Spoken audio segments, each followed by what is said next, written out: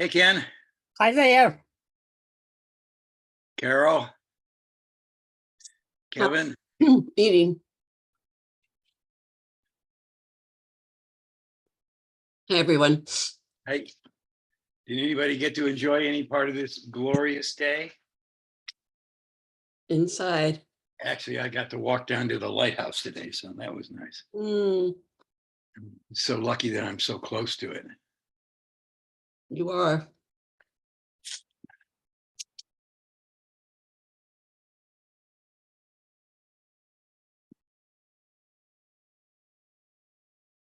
Gotta go get my tea water. I'll be right back.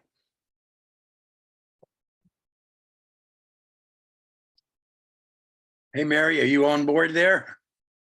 Just a minute. Hold on.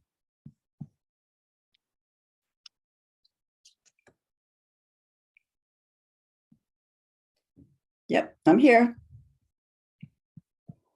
Howdy. Hi, everyone. I'm just getting my gallery view here. So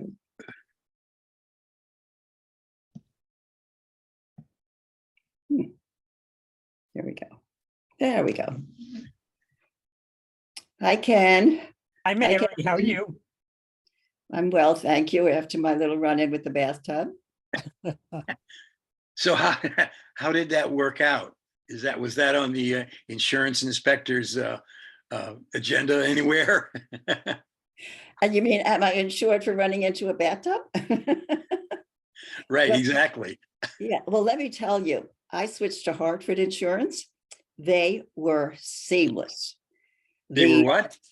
The process was seamless. Oh, It was seamless. The woman who was handling the claim called me right away, emailed me right away, got in touch with the adjuster right away. The adjuster within 2 days, 3 days, was at the body shop to look at the car, wrote out the estimate.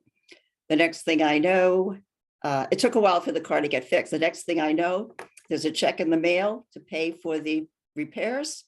And I filled out a form saying that the repairs were made.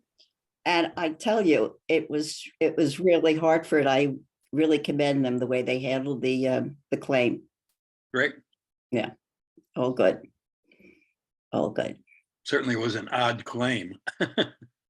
I know we did have a few laughs over it. I told you that about my mechanic who said after he found out I wasn't hurt, he commented that it was a good thing there was no one in the bathtub. So we had a few laughs about that one. A couple more jokes going around. My son, one of my son-in-laws texted, "Rub-a-dub-dub, Mary hit a tub." So we had a few laughs over it. Thank God nobody was hurt. Minimal damage to the car, because I saw it. I saw this white thing. Oh, this is what happened. Yeah. When I hit the bathtub, this white thing in the middle of the road, and it was kind of on its side. And I said, "Oh, is that cardboard? Like, what is that?" So I brake, and as I got close to it and hit it, I said, "Oh my God, it's a bathtub." And because you could see that when I got out, you could see the faucet, the faucet on the bathtub. Did anybody claim the bathtub? You know what happened, I think? Well, the cops said to me what happened is it was probably on the back of a truck. They were bringing it to the dump. It fell off the truck, and they just left it there, which was unconscionable. And plus, this is called the Sprainbrook Parkway, so there's no trucks allowed on this. So I would never even expect, anything like that. Anyway, end of story, all's well. Got my car back. What? Are you all right? Oh, yeah, no, I did not get hurt at all. No. Oh, good. No. So glad. Yeah, yeah. Great children's story. Great children's story. I can see it evolving in my head anyway. Yeah, we could do a little nursery rhyme over it, like the rub dub Right. The rub-a-dub-dub got me going. dub. Right. Right. So I'm finally back in Saugerties. I was down and I was away for 2 weeks waiting for the darn car to get repaired. So, but now I'm back. Waiting for which? Pardon me? You were waiting for which? Oh, for the car to get repaired. Oh, gosh, what a pain. Yeah. Well, So it all worked out in the end. So how's life on the creek there?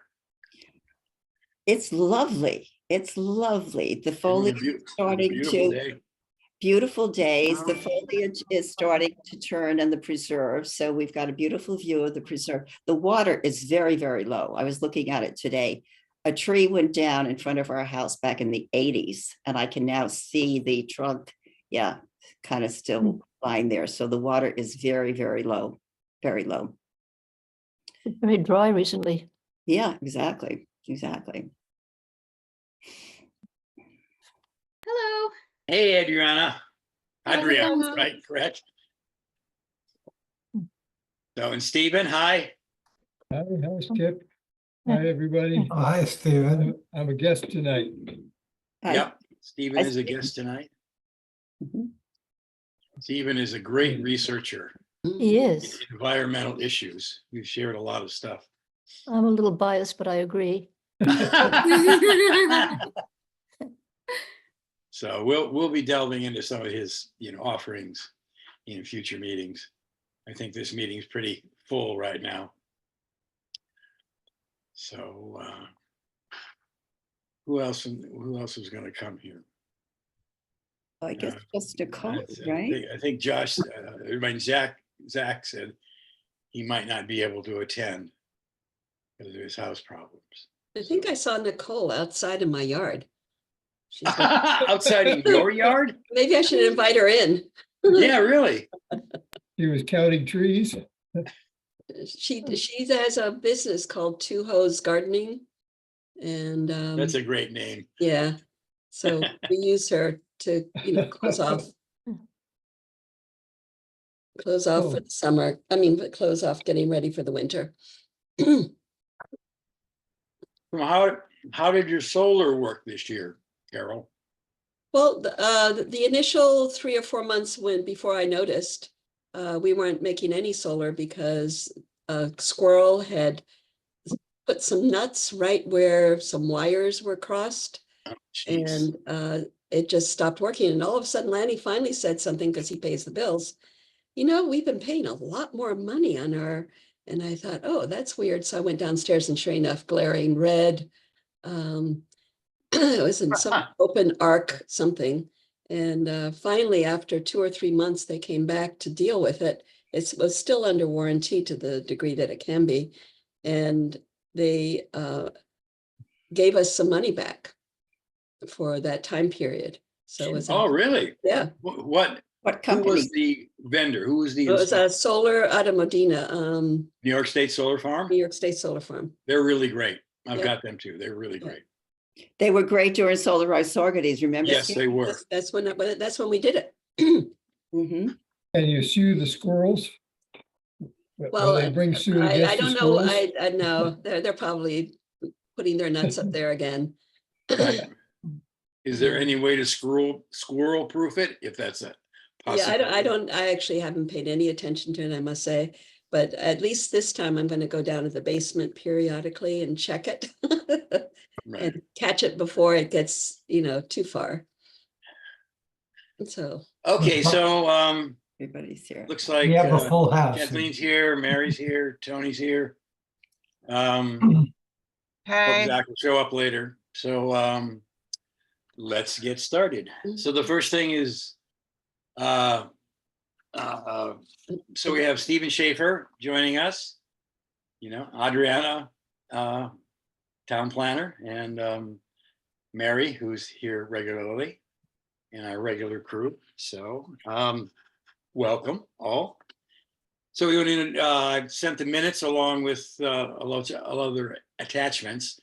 So has anybody got any other changes to the minutes that they'd like to do? The only thing I noticed, which looks like a typo, it should be as of right in that third paragraph. Yeah. Correct. I saw that also. Okay, You see And- that, Kevin? Third paragraph, it says as is. It's not a big deal, but Yeah. Right, it's as as is, right? It should be as of, right? So, of rights, got it. yeah. okay. And also when we talk about the New York State Leadership and Community Protection Act, they should all be initial caps. Right. Picky, picky, picky. CCC. Letter perfect, letter. I perfect. know.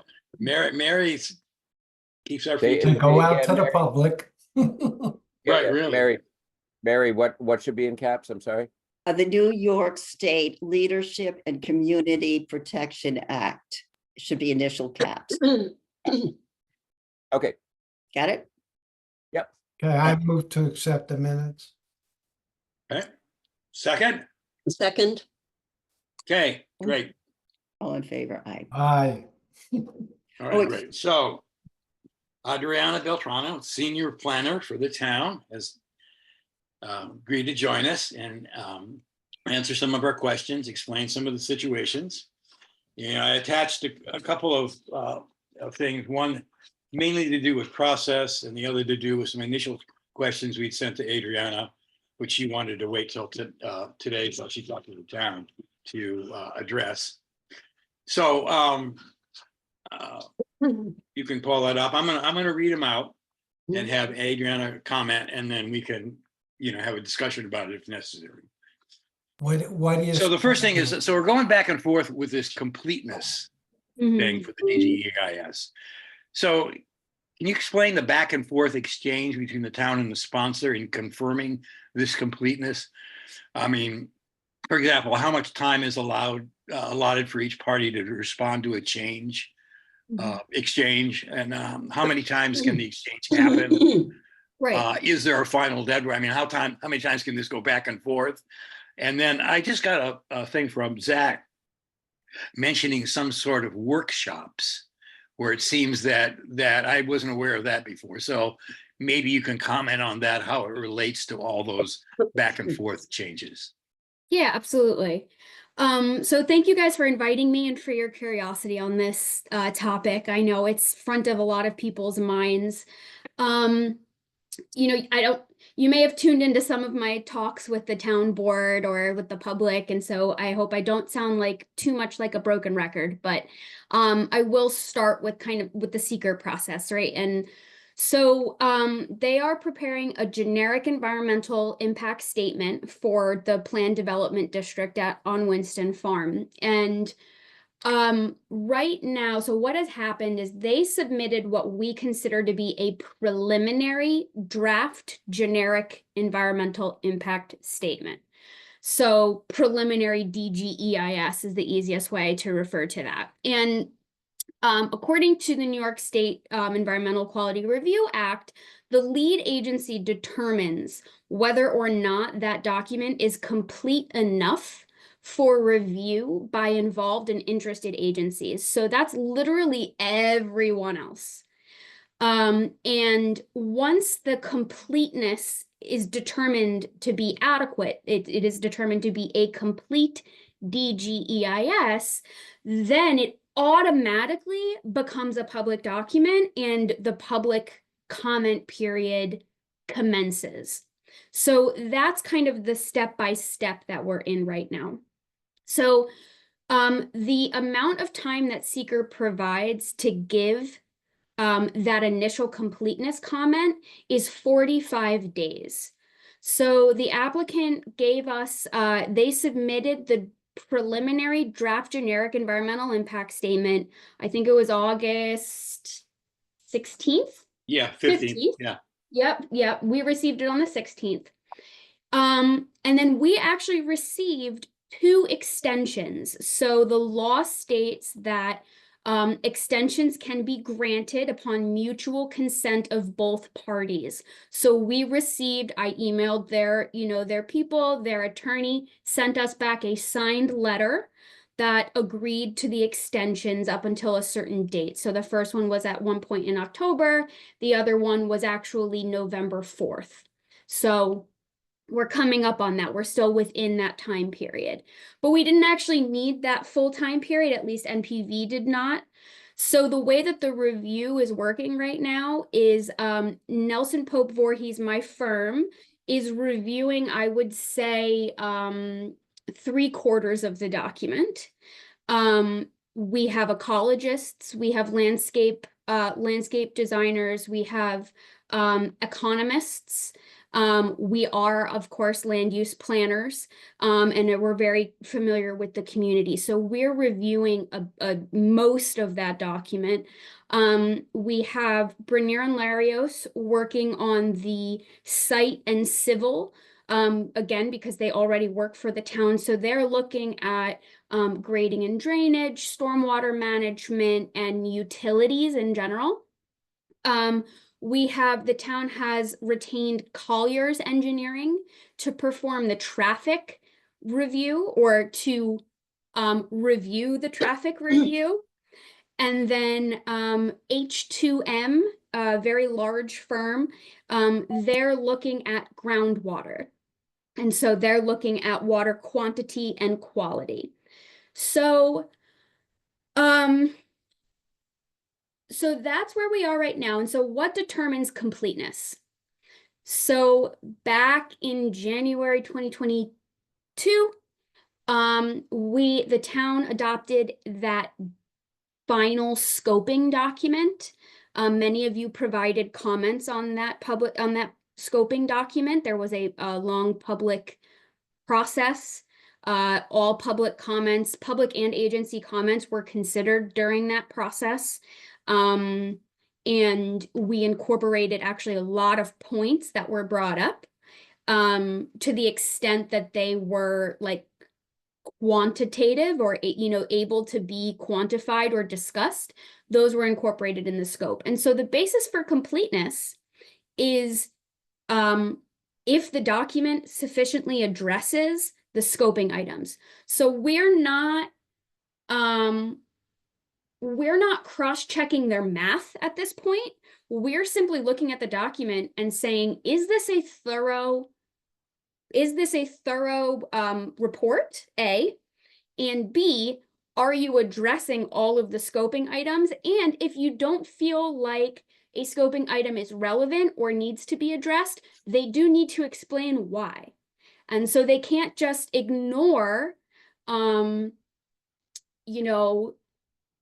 the habitat of a certain species.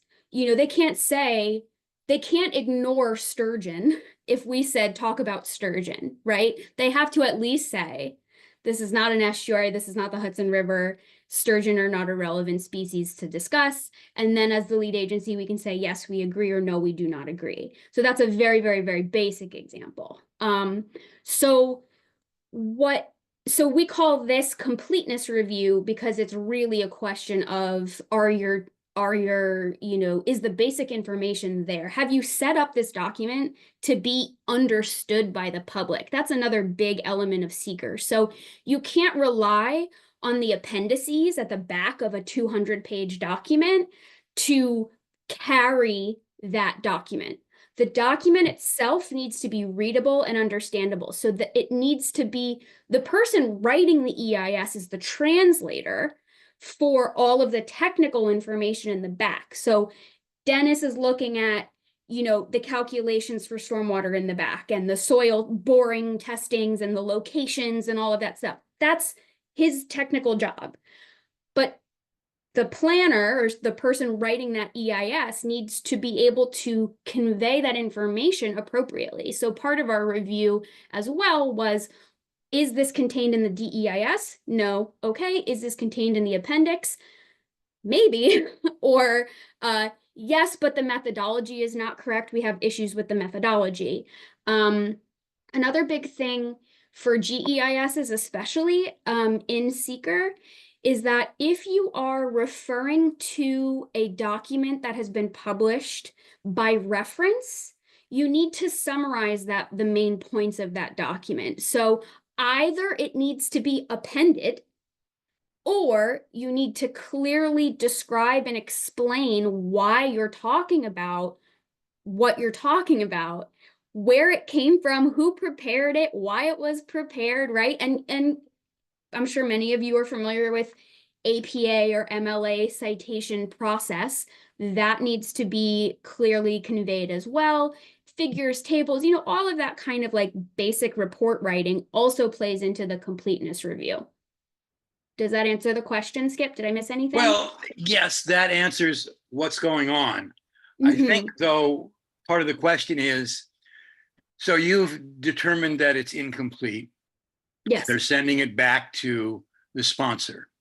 The Mm, sponsor then, we assume, has a certain amount of time to amend it and send it back to you. no. Oh. Right. So let me clarify that. Thank you for reminding me. So the project sponsor can sit with revisions as long as they need to. Okay, that was one of the questions. Yeah. Yes. So How they have long do they have to respond to your? Yeah. Your The so that- timelines are all on our end, believe it or not. So and that's because seeker does also have to balance the rights of the project sponsor, right? So we can't purposefully delay, right? A town board or a planning Oh. board can't purposefully delay a review process. That's why the mutual consent element is important. So when the project sponsor sent this to us, they said, let us know if you need extensions because we know that this is a hefty document. So, but with completeness review, your first review, you get 45 days at minimum. And that's across the board, right? So like that's you're saying the town has that time. the town, the lead Yes, agency okay. has 45 days to review. But again, that's across the board, right? So like a multi-family housing complex may be required to prepare a discrete EIS, and 45 days is plenty of time to do that review. But for a document like this that's as meaty and incomplete as this one, that 45 days was just simply not enough to coordinate everything that we needed to coordinate, and they knew that off the bat, so they granted those extensions. Now the next time this comes back to the town, we get 30 days to review it. Okay. Again, all timelines can be extended on mutual consent. So we have 30 days in theory, but we can extend it. This back and forth can theoretically go on as long as it needs to. But I'm sure that there is case law on, at what point do we, at what point does this need to end? And so that is why, as you mentioned, we felt, based on our review of this document, we needed to have a sit down with the project team, because a big thing we walked away with is, are we even speaking the same language? Got it. And so we need to have not only detailed comment meetings, meaning we need to have our ecologist sit down with their ecologist and our traffic engineer sit down with their traffic engineer, but the planners, the town's planners and the town, the town attorney and the town board representatives need to sit at the table and say, we expected this, we got this. Are you not understanding the process? Do we have to alter the scope to, understand really what are they trying to accomplish with this process, and make sure that, because the more we leave open-ended now, the more opportunity there is for us to spin their wheels and just like waste a lot of time and money if we're asking them to read our minds, over and over again. That's good. That's the reason for the workshops. Correct. And yes, exactly. And yeah, I'm glad that Zach clarified, because again, even though the town did make this preliminary DGEIS public, this is so gapingly wide open. We don't like, we're not bringing stakeholders to the table at this point because it's really just like, we need to, get our ducks in a row. you Okay, know? so yeah, I think that answers and gives us a good perspective. Yeah. Mary has a question. Sure. Yeah, yes, you mentioned the involved agencies earlier. Now, yeah, so we know DEC is an involved agency. Yep. And we know DEC has an Office of Climate Change. Mhm. So will DEC be responding on the environmental issues that are at stake here? And will their Office of Climate Change be involved in giving some opinions as to how this document is going to comply will address climate change, Right. adverse climate change impacts? So, I will double check that office specifically is listed. If it isn't, that's good to flag it. But DEC is the agency that's responsible with like enforcing the seeker law. And so I'm sure that it will get referred down the line. Additionally, the county is an involved and interested agency. They have climate goals as well. And so I think in general, we certainly will receive agency comment on the climate aspects of it and the climate goals, but I certainly agree. I'll make sure that if there's a separate office that we should transmit this to, that they receive it. Yeah, just to follow up on that same kind of issue, I noticed that NYSERDA was not included as an involved agency. And NYSERDA oversees the Clean Energy Communities Program. And Socrates is a designated clean energy community. So my question is, since NYSERDA is not mentioned as an involved agency, has the train left the station on that? No, the train hasn't left the station, but I do want to clarify that NYSERDA is only an involved agency insofar as they are required to fund or permit the project. So they're not providing discretionary permits on the zoning amendment, right? And they're not providing funding for the zoning amendment. But to your point, the train has not left the station. If they are not listed in that involved and interested agencies list, I think the climate smart community or the clean energy community task force here should note that to the town when public review begins, and we can make sure again to get them on board. And again, if you guys do you guys work with a representative of NYSERDA? Yes, we do. So you can certainly provide them, the document will become public. And so you can certainly provide them with comment and request that they provide comment on your behalf as well. Yeah, I did also notice in the climate section for the draft, we do talk in that section, we talk about the Clean Energy Communities Program. We asked them to. You did? Oh yeah. Yeah. That They were supposed to talk about it. They didn't. Yeah. Okay. So I guess I'm satisfied that we are covered in terms of NYSERDA's input, or in the area where they don't need to be involved, but that they will be part of the process as is appropriate for their role. Yes. Yep. So Mary, who is our NYSERDA rep? I'm sorry to. Eleanor Peck was, but the new woman is Mima, and I struggle to pronounce her last name. I'm sorry, I struggle to pronounce her last name. I'll get it from you. Yeah, thank you. That's Swada. I hate to say it because if I say it wrong, it's terrible to mispronounce. Well, we can do it. You can email her that. That's what I said. Yes. Yeah. All right. So second question is, many points in the scoping document require the sponsor to discuss an issue. So how is it determined that there's an adequate discussion? I mean, you've highlighted a lot of things that we're not adequately discussed. What are the Right. parameters that determine that, or is it simply subjective? So I wouldn't say it's simply subjective. The scope outlines the level of detail that is appropriate for GEIS.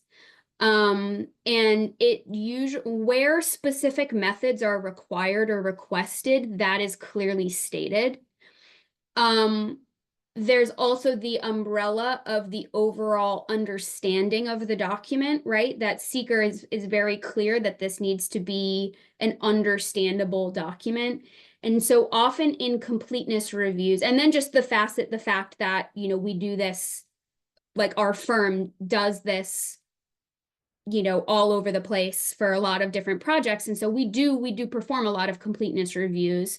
So just again, seeing projects at varying levels of completeness, you start to get a sense of, is this something that you raise as a completeness comment, or is it something that you raise as a substantive comment later? So again, like we will be providing a whole other round of comments once this is deemed complete that are much more detailed, like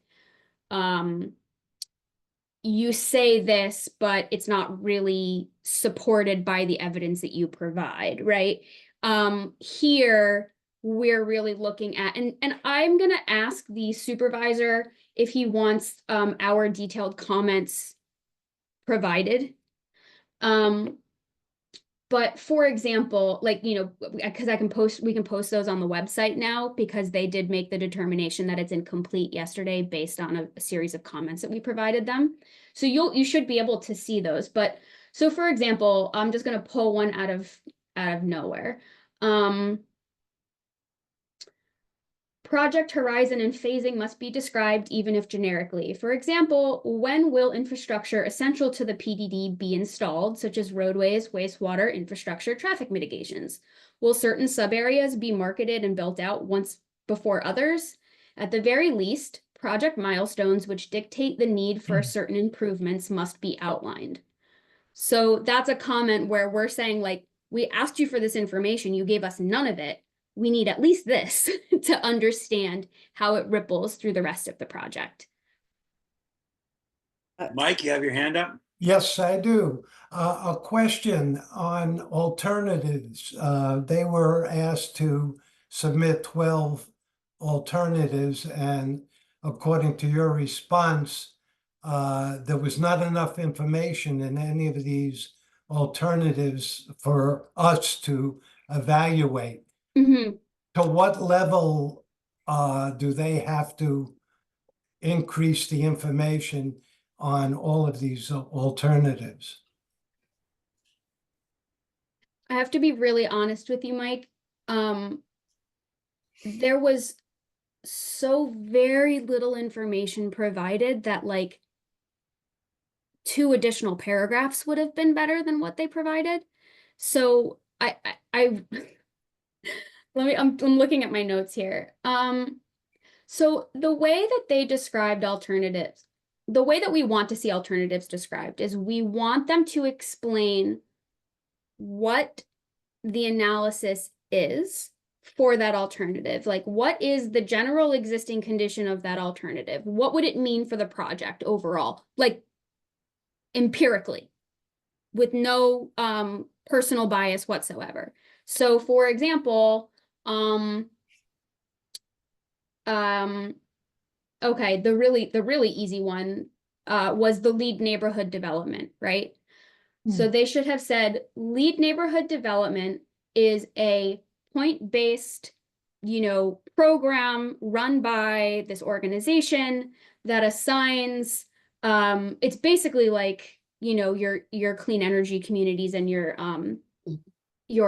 climate smart communities where there's a rubric and you achieve points, right?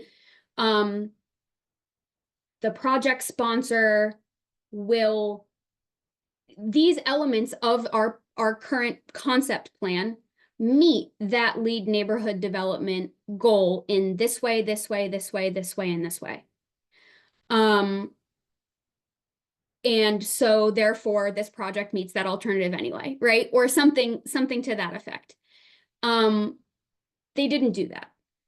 The reduced density alternative. I mean, the baseline information is so unclear that even a reduced density alternative wouldn't make, like, even talking about the alternatives doesn't make sense because they didn't set the baseline information in a way that percolates throughout the entire document. So we don't know, you know, they have those three basic, those first alternatives that are supposed to be discussed throughout the entire project. So they're supposed to Right. discuss no action, reasonable worst case, Yeah. and their preferred action, right?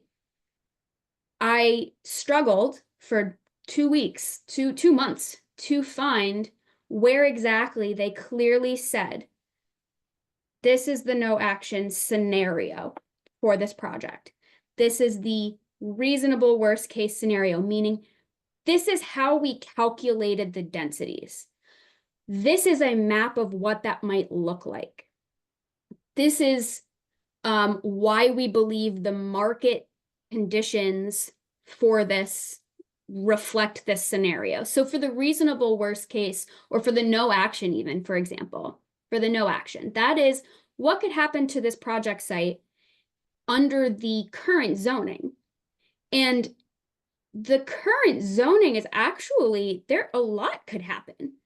So they talk about commercial uses in the business district, right, along 212. But they don't talk about the fact that multifamily is permitted in that zoning district and hotels are permitted in that zoning district. They only talk about retail commercial. And so our question is, well, why? Again, we're not saying that that can't be the reasonable, the no action alternative. We're just asking you to explain why that is your rationale and you're not pulling from, you know, the heavy, you know, heavier users or heavier land uses. Does that make sense? Mm.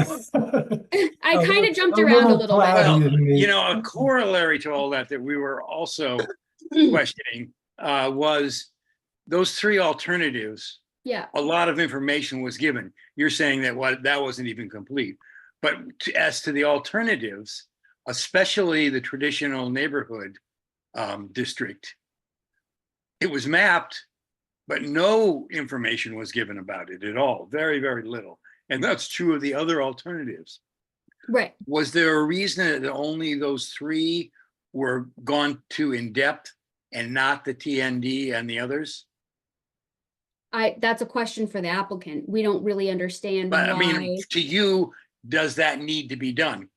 Yes. This is because this goes to a question later, but you know, the Yeah. TND seems like a really good alternative, but there's no information on it. Do you feel that that's the case? And will Yes. you require that further elucidation or complete elucidation before it's considered complete?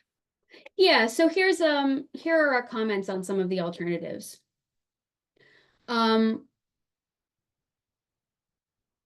Traditional neighborhood. Why are the residential density goals not achieved for this alternative? They Mhm. state it, but they don't explain. Mhm. What are the residential density goals? That's what I'd like. Right. Residential density can be transferred between sub areas to achieve this alternative. So why wasn't that shown? How were fiscal and economic benefits weighed? They also can't, in alternatives, they can't opine as to whether it's better or worse for them. That's not the point of the alternatives. The point of the lead agency identified the alternatives for a reason, because we'd like to have options. During the review process, during the public review process, they can indicate that certain alternatives will not meet their stated goals. But again, they haven't stated their goals, so we don't really know what those are anyway. So for reduced scale of uses, that's alternative 4. Our comment was the water and sewer usage reduction should be provided. It is unclear why the removal of the amphitheater would increase the prairie grass coverage by 9.5 acres and not be replaced with another lower intensity use. And again, with the reduced scale of uses, the zoning is so nebulous. We don't even really understand what the reduction is based on, right? Our comment for alternative sub area 1 layout. So we noted that the reallocation of residential density is not precluded by this alternative. The reduction of 2.1 acres of roadway and clustering of estate lots to add 62.6 acres of public open space seems reason enough to practically work through this alternative. And I guess that's another key term, practically work through it, right? Like we should be able to understand from point A to, how did you get from point A to point B, instead of just saying, no, you know. Lower elevation layout. This alternative does not consider the transfer of residential density, which is not precluded by the scope. It is unclear what the project sponsor's residential density goals are, and the lower economic and fiscal benefits have not been worked out. So they state that there are fewer economic and fiscal benefits, but there's no table, there's no math, there's no example, right? Typically, when you're dealing with alternatives, there's a matrix and it shows what are the fiscal impacts of each alternative so that you can see it on a line all together. And I guess, Mike, to your earlier point, that might be what you were really looking for in understanding. The balanced open space alternative, our comment was similar to the above. It does not appear that the project sponsor has considered the transfer of residential density to clustered areas. With the reallocation of density, the cost-benefit assessment of supportive infrastructure is also likely altered. In general, no maps, figures, tables, or quantifiable data is provided to demonstrate the feasibility of this alternative. The reduced density, again, this alternative does not appear accurate. The as-of-right analysis appears to allow 773 residential units, where the reasonable worst case allows over 1,000 per the executive summary. The PDD text permits over 900 units. We note a number of inconsistencies across the DGIS in this regard and therefore recommend careful revision and assessment going forward.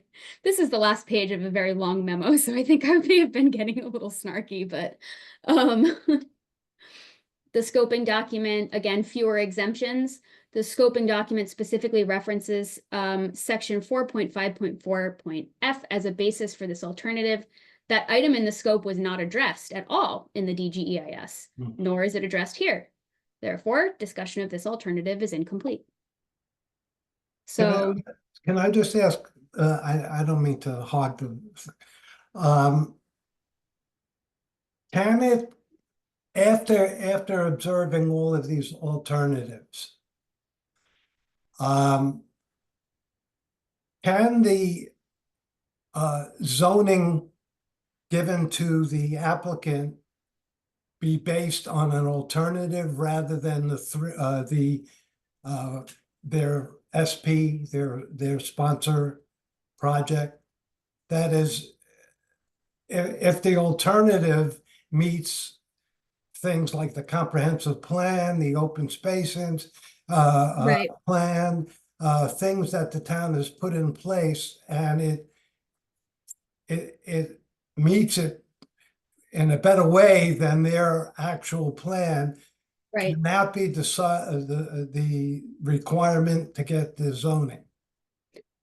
Yeah, so I think what can happen is we go through the public review process for a complete GEIS, DGEIS, and then you go through the final GEIS process where all revisions are made and comments are addressed. And through that process, the lead agency indicates whether or not they're leaning towards a particular alternative and whether or not zoning consistent with that alternative should be provided. Then during the finding statement, that information is referenced as part of this process. Yeah. Thank you. Yes. Okay. Okay, so back to a process question, and this might relate to what we just said. So what's the required relationship between the final EIS and the PDD? The CAC is concerned with environmental impacts. What sort of statements need to be present in the final EIS, such as those pertaining to compliance to the CLCP, All Electric Buildings Act, Net Zero GHG, and that leads buildings and stuff like that, to ensure that those kinds of things are included in the PDD? So, key to the findings statement is the identification of when supplemental environmental review will be required. So I think that's an important element just to recognize, because at this point in what we're reviewing, we are not clear on whether they even want to fully address the extent of the scope that we provided to them.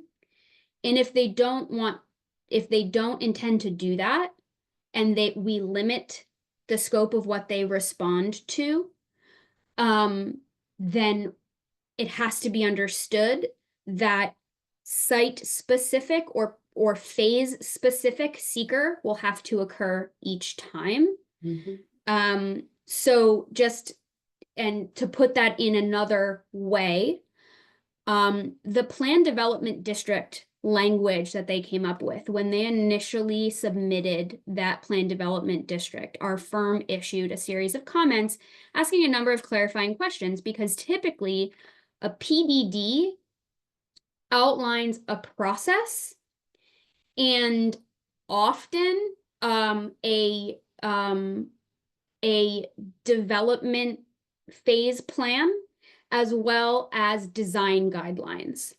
So an example would be the Bellafield project across the street from the Culinary Institute in Hyde Park.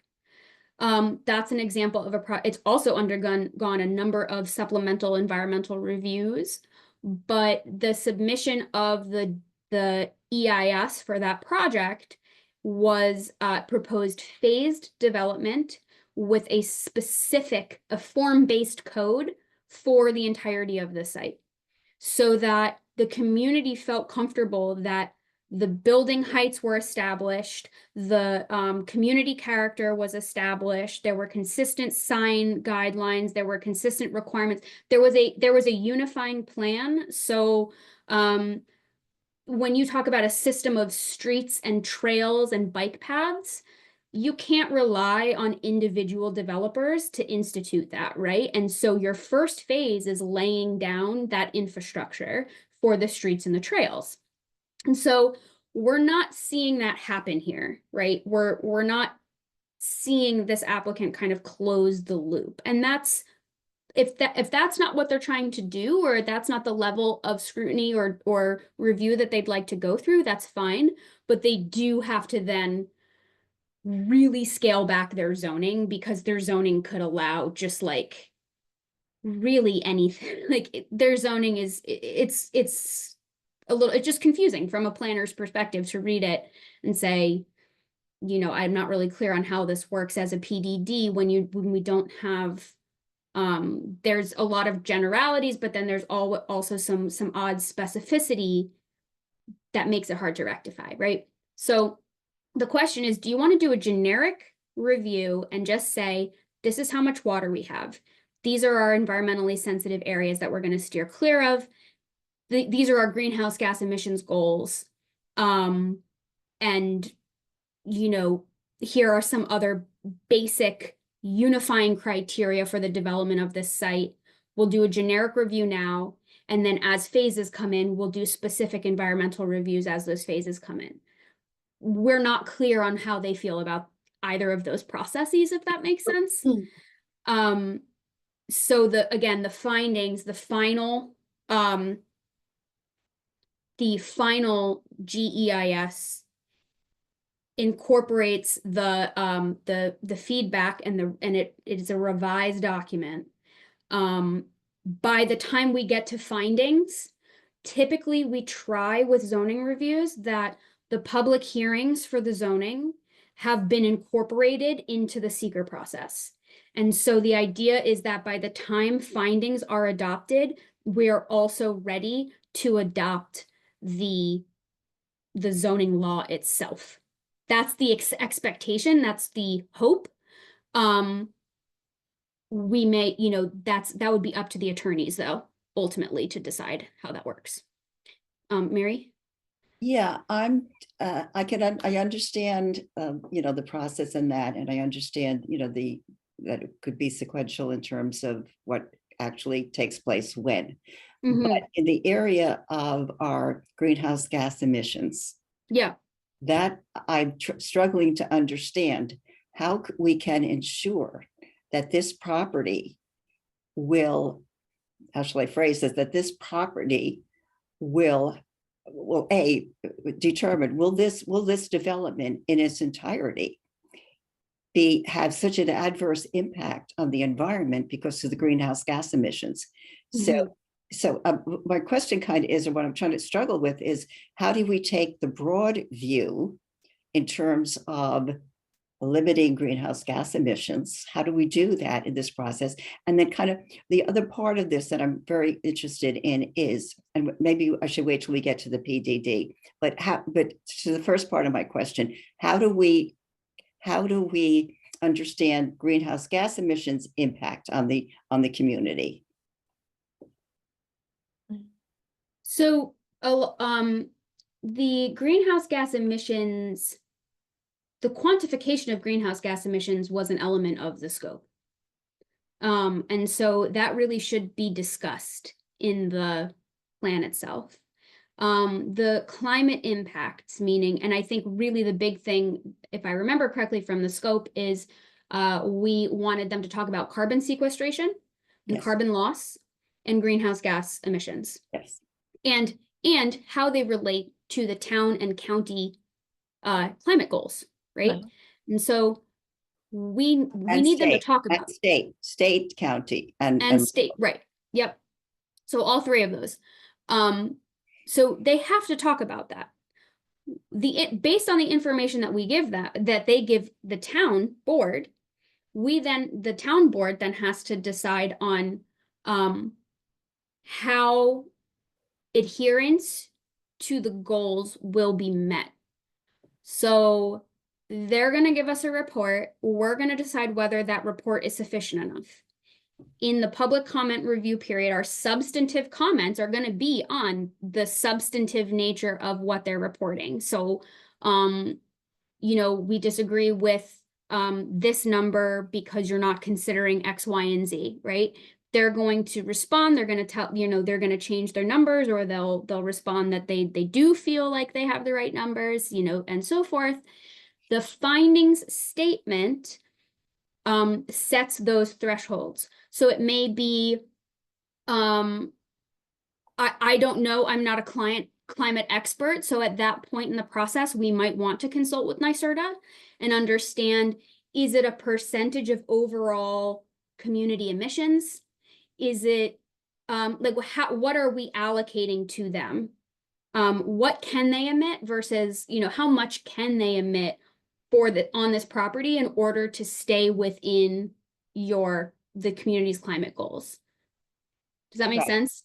Yes, and if I can just follow, yes, and that does make sense. I'm also concerned that, or question whether, when we get to the mitigation, and okay, this is, these are the greenhouse gas emissions, et cetera, and then we get to mitigation.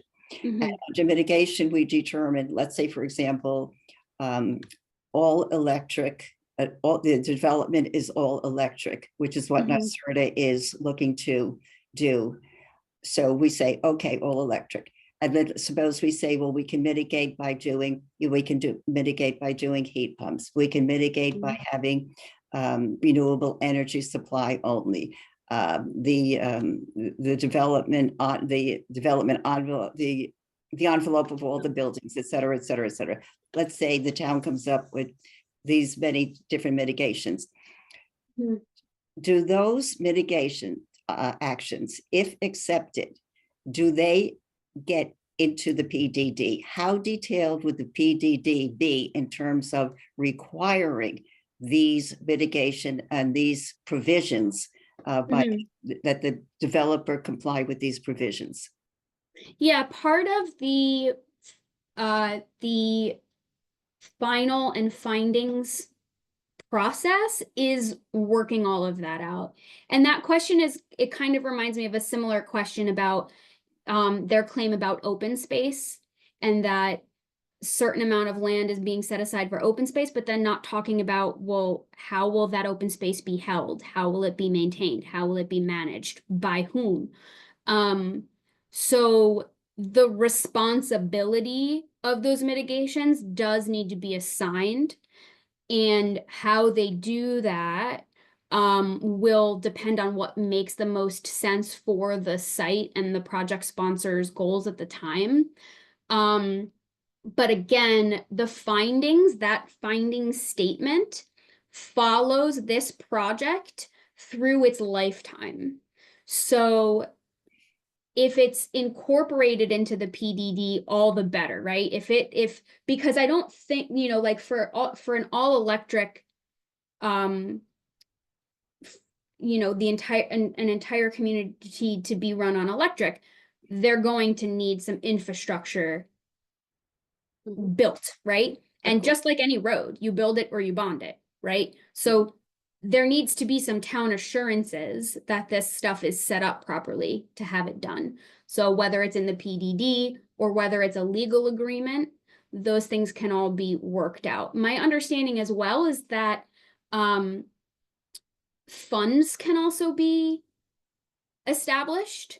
So for example, in the town of Tuxedo, they have a very, very large residential development going in.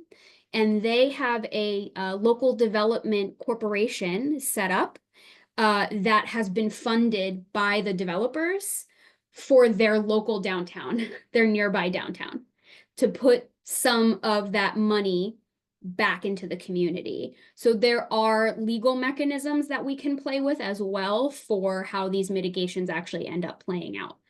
Would you recommend for assurances that we do meet our climate goals and we do limit as much as possible greenhouse gas emissions, that the most appropriate place would be in the PDD? Based on how they have the PDD written right now, I would say so. Yeah. Okay, thank you. Yeah. Okay, so just to be clear on the relationship between the final EIS and you're saying the findings. So you're talking like the PDD has already been written. Is that correct? I thought it was my assumption that the DGEIS would be finally worked into a final EIS. And on the basis of that, the parameters would determine what could be done with the PDD. Is that not the case? Not quite.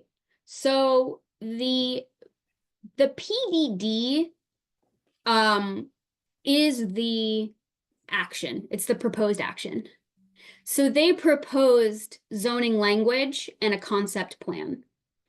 And one of the first things we pointed out to them is that the PDD language does not seem to accurately reflect the concept plan that they have created, but that's neither here nor there at this point. So, but that is the proposed action.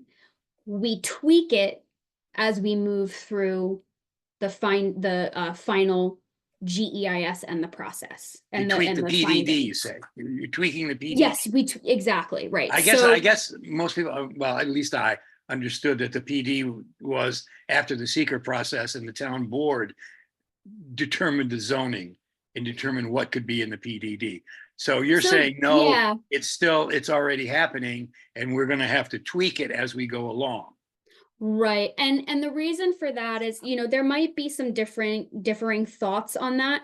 Typically for a smaller scale zoning amendment, you do seeker, and then you can do seeker and then you can adopt. You usually do them at the same time, but you don't think of them in the same, you know what I mean? Like they're not the same bucket. if that makes sense.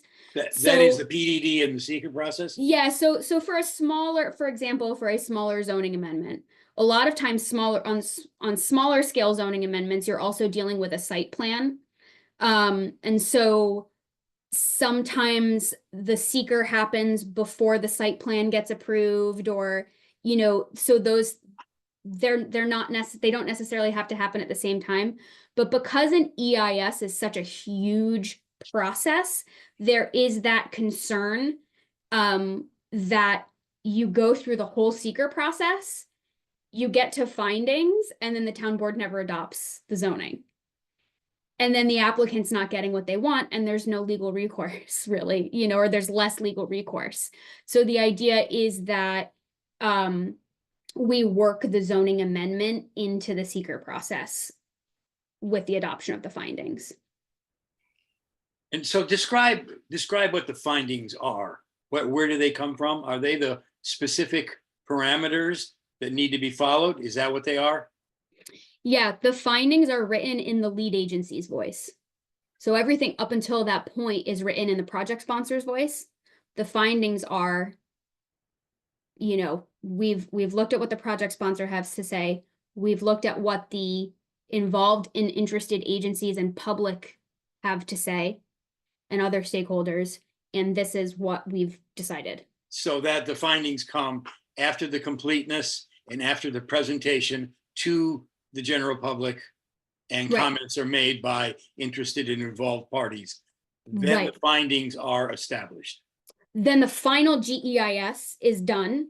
There's a final process, right? So once the public comment period is closed, that means we've gotten all of the information we're going to get. And then the applicant can takes all of the public and agency comment and either revises the DGEIS accordingly or responds to comments. So that's a whole other process. So, and that's another process that can last a while, because again, once the project sponsor takes it, they don't have a turnaround period. We have the turnaround period, of course, to then write the findings. So the findings happen after final. after the sponsor writes the final EIS. Exactly. Yep. And those findings are the things that are the parameters, like we've got to follow all electric buildings. We've got to follow that. Okay, that's Yes. Yep. Exactly. Yeah. okay. So the findings happen after that, and they outline what can happen in any final zoning. Yeah. Exactly. I'm The trying fi- to. I'm the gonna- findings are the thing that are the touchstones for the zoning changes that are possible. Exactly. Right. Okay, that explains that. Okay. Yeah. It was more complicated than I think, at least I understood, but maybe everybody else too. Thought it was, I see now. Okay, so Yeah. and that also answers a lot of questions. We got to think about what is the process by which provisions and regulations in the final PDD are established. And I assume now that has to do with the findings. Yeah, the findings, again, the adoption of findings closes out seeker. So again, like the findings and that new PDD need or the new zoning or whatever it is that's going to implement this project, that happens at the same time as findings. I see. Okay. But it will, because if the zoning does go through and it is, you know, because obviously the town board can also just say, nah, we don't like this and not do anything. That could be their decision. But if they do want to do something and they want it to be a rezoning, they do have to follow the Saugerties town process for adopting zoning as well. So there's also a question about, so this zoning goes through for the Winston Farm project, but spot zoning isn't legal. How does the establishment of the zoning for this project affect zoning in other parts of the town? So it doesn't affect zoning in other parts of the town. It would apply only to this site. And I'm sorry, what was the other part of that question? Well, that's where we're just Why wondering, isn't you it know, spot zoning? I mean, Spot zoning is only considered spot zoning if it's not part of a well-considered plan. And the fact that this much seeker, I mean, honestly, even since before then, with the economic development, research that's gone on, the feasibility study that went on in 2009, the fact, this site has been well considered for this type of a development for a long time. So spot zoning is really only if someone is like, I have a garage on my building, on my site, and I'm not allowed to have a garage, and so you need to give me this zoning district, but I'm in the middle of nowhere and there's really no, the zoning district doesn't meet the community intent or whatever. That is spot zoning. Okay, so this is way too big to be determined as a spot. It's a Yeah. big blotch. It's big. It's a big blotch. And it's a number of parcels, so it's not even like, it's not a contiguous series of parcels. Well, that leads to another question then. It was stated in the PDD that the sponsors intend to break up this property and sell it off. They refer to 11 parcels, although it's not really mapped out. How does this zoning apply to all those broken up disparate parcels? It applies to all of them together. They're not disparate because they're looking at it as one site. The question that we have, of course, is you want the zoning to land, but you haven't given us a phased approach for development. And you've indicated that you'd like to sell off the property, but you're not giving us a sense of what areas will go for sale first, second, third. We need some sort, like I said in that initial comment, in my comment memo, we need some sort of understanding of how this is going to be phased, because the other thing they refer a lot to the definition of planned development district that's in the town's code, but the town's code also referenced a well-considered plan to be developed in clear phases or something to that respect. And we point out a number of times that you can't rely on this definition and then not demonstrate how you're running through it. You're not actually meeting this definition. So until you're requiring them to make a description of this phased development, which they hadn't done, and Yeah. then tailor the findings or whatever to that process or those divisions. Right. So here's a comment that we have in our memo. Regarding the PDD, we remain concerned regarding the effect and feasibility of the PDD regulations as proposed, and the extent to which the PDD meets the goals and visions set forth in town and county plans, and even within the PDD itself. While the PDD has been slightly revised, we note we gave you guys a lot of comments that have not been addressed and were incorporated into the scope and still have not been addressed. So the design standard guidelines do not seem to support many of the objectives of the PDD and the project sponsor, i.e. a vibrant mix of complementary building styles, as almost all guidelines are suggestions and many lack specific language related to local, historical, or architectural context. Based on the language, the planning board has no consistent point of reference to guide site plan review. Further, if the project sponsor does not intend to build out this project and parcels can be subdivided based on market demand, facilitating the unified design and integrated system of pedestrian, bike, and other transportation corridors will be difficult without clearly articulated design standards, a form-based code, or other unifying plan. As the town's definition of PDD states, a mixed-use development of land that is under unified control and is planned and developed as a whole in a single development operation or programmed series of development stages. The DGEIS does not discuss and rather states it will not plan for development stages. So I think that's kind of like a really big piece. Okay, that addresses that. Yeah. Mary? I just trying to understand if another large parcel was bought and a developer or sponsors came in and said, we want to develop this, and it's a pretty large parcel, maybe not 840 acres, but 400 or 500 acres. Why would that not be eligible for PDD and fit into? Would it be eligible for PDD, and would it be another planned development district? the PDD that's going to be established, it'll be strictly Winston Farm. But another property that came on, and they wanted to do a PDD, they would get a separate PDD for that project? How would that work? It depends on how they're proposing it. If it's contiguous to the overall property, if it's Right. one of those big properties in the back or something. Yep. They could make the case that it'd be incorporated into the PDD, but then they'd have to do a supplemental seeker. Because that wasn't initially. They could be under the PDD that Winston Farm is under. They could They be. could be under that zoning provision, but it would significantly alter the plan. And so they would have to do a supplemental environmental review so that we understand how it relates to the overall impacts that have already been established.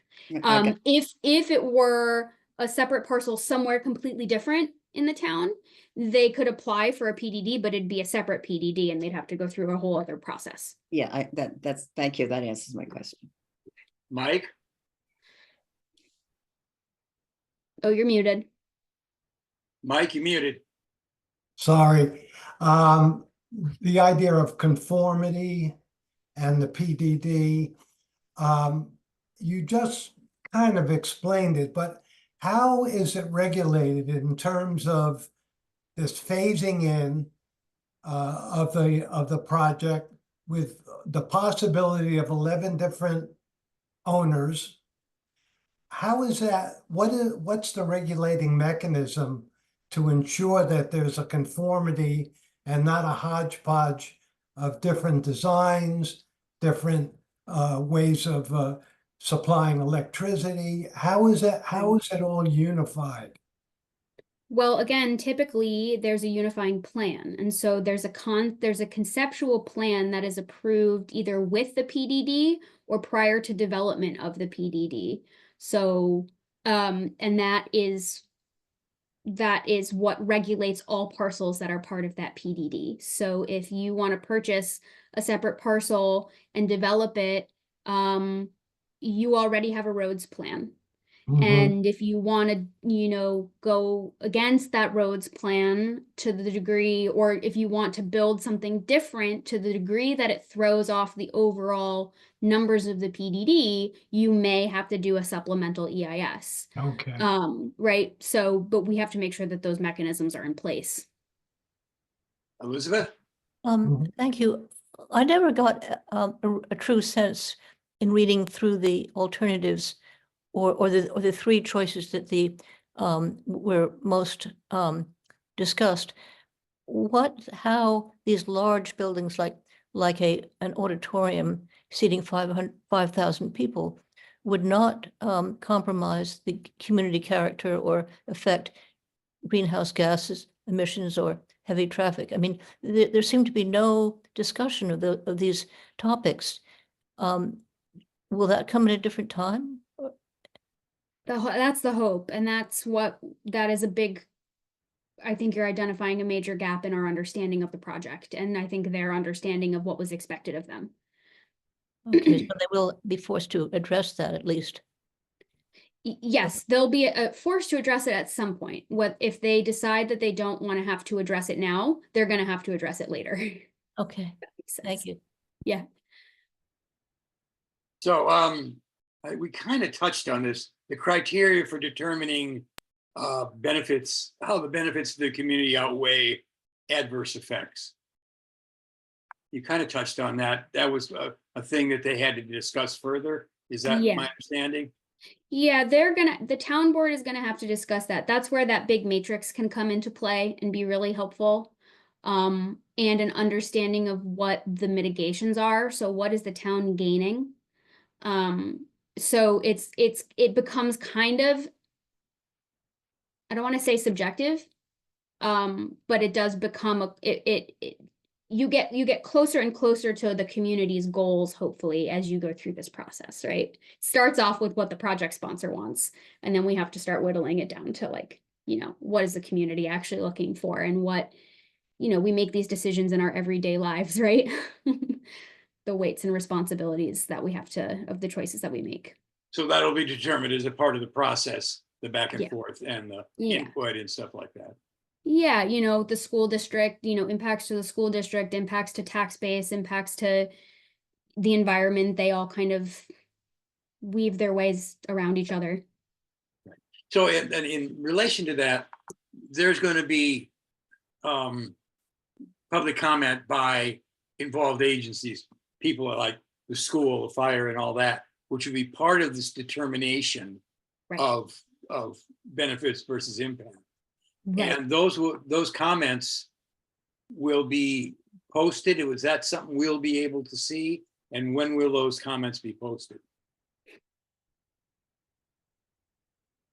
So that would be a question for the project sponsor and for the town board, how they want written comments to be conveyed.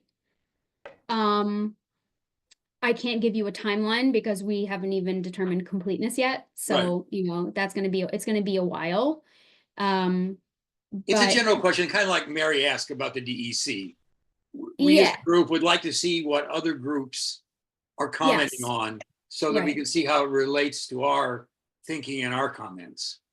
yeah, that's an interesting point about the written comment. And I'm sure we can come up with a way to do that, to have that be kind of a community folder or something like that. Mhm. Because that would really Um, give it a good overview, Yeah. It would really help instead of having all these disparate comments going into, a black box somewhere and then findings and a PD come out. If we had access to other and all comments, then we could see a more organic view of how this project was being seen by the whole Yeah. community and be able to even adjust or modify our perspective on it relative to those.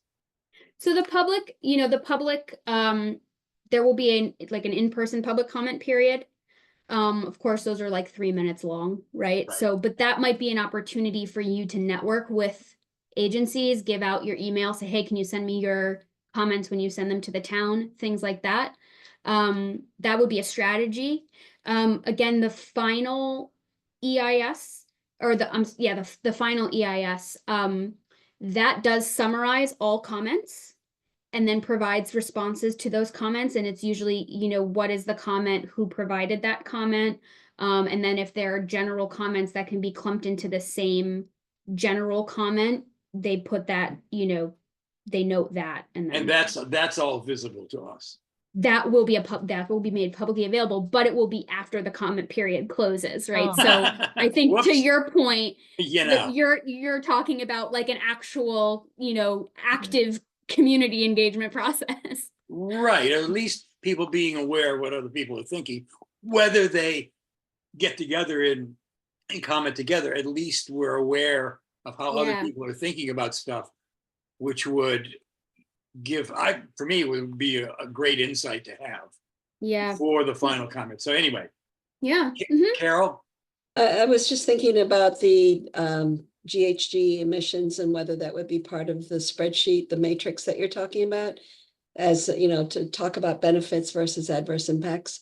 And that, I don't know, it seems like you'd have to get into the nitty-gritty of each of the possible scenarios. Scenarios. So it seems like this requires a lot of detail and a lot of work. And is that going to be something that's going to be required? Yeah, again, if they don't want to do it now, they'll have to do it later at another point, right? But that was the intent of this scoping document, was to be able to, they have what, 12 or 14 alternatives, that includes the 3 that they are supposed to talk about the most extensively, right? So it sounds like a heavy lift, but I don't know that it necessarily is. Right. Because greenhouse gas emissions inventories are a question of it's a modeled program. Right. But it's also, the way you talk about carbon sequestration very much depends on the what scientific studies are you referencing? What are your baselines? Like, how much carbon does a tree sequester, and does it matter how old that tree is, how big that tree is, what species that tree is, right? And so you can get kind of in the weeds. And because this is a generic EIS, we have to be careful about that. But yes, the idea is that we should be able to cross compare all alternatives with all impacts. Mary? Just a follow-up question from Skip. Would it hold more weight, or would it matter if the Office for Climate Change said ABC and NYSERDA said ABC and we said ABC? Would it matter in terms of that? For example, let's say 4 or 5 different interested parties made the same comment. Would that be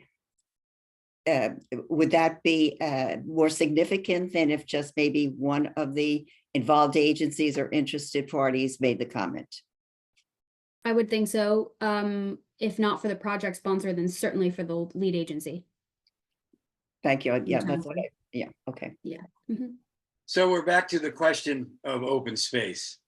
You know, is it really undisturbed, contiguous, non-fragmented land? Is that how the definition goes? It seems like in some of the maps, there is half-acre residential lots and other designations of modified lands to reach that 71.9 figure that they reach. Yeah, How are they reaching that figure, and what's the definition? we've asked them to map it, and we've asked them to be clear about what definition which definition they're using. The town has 2 definitions. One is buildable open spaces, and one is just open space. And I was just utilizing that definition earlier today for another project. But they need to not only tell us what that number is, they need to show us what that number is, because they might feel one way and we might feel another way. And that's the whole point of this peer review. They have to give us the information in order to review it accurately. This is another question that somebody submitted that relates to that. It says under section 672A, the applicant claims 583 acres, 71.9% of open space in their preferred plan. The map for that shows only 227 acres, 27% allocated to open space. How do we explain that discrepancy? Or is that I mean, is that a again, question to them? that's a question. That's absolutely a question to them. And honestly, because this project was this DEIS was so incomplete, I didn't even get to that level of detail because I couldn't even understand what they were basing any numbers off of, let alone the discrepancies between numbers, right? So that would be a substantive comment from me, honestly, right? So I guess we went over this, the whole thing about, we were particularly interested in. Excuse me, Skip, before we go on to the next. Oh, I'm sorry, Mary. Yeah, I didn't see your hand. Before we go on to that, I just want to, this is related to that. They mention in the draft development and envelope, 27%, 73%.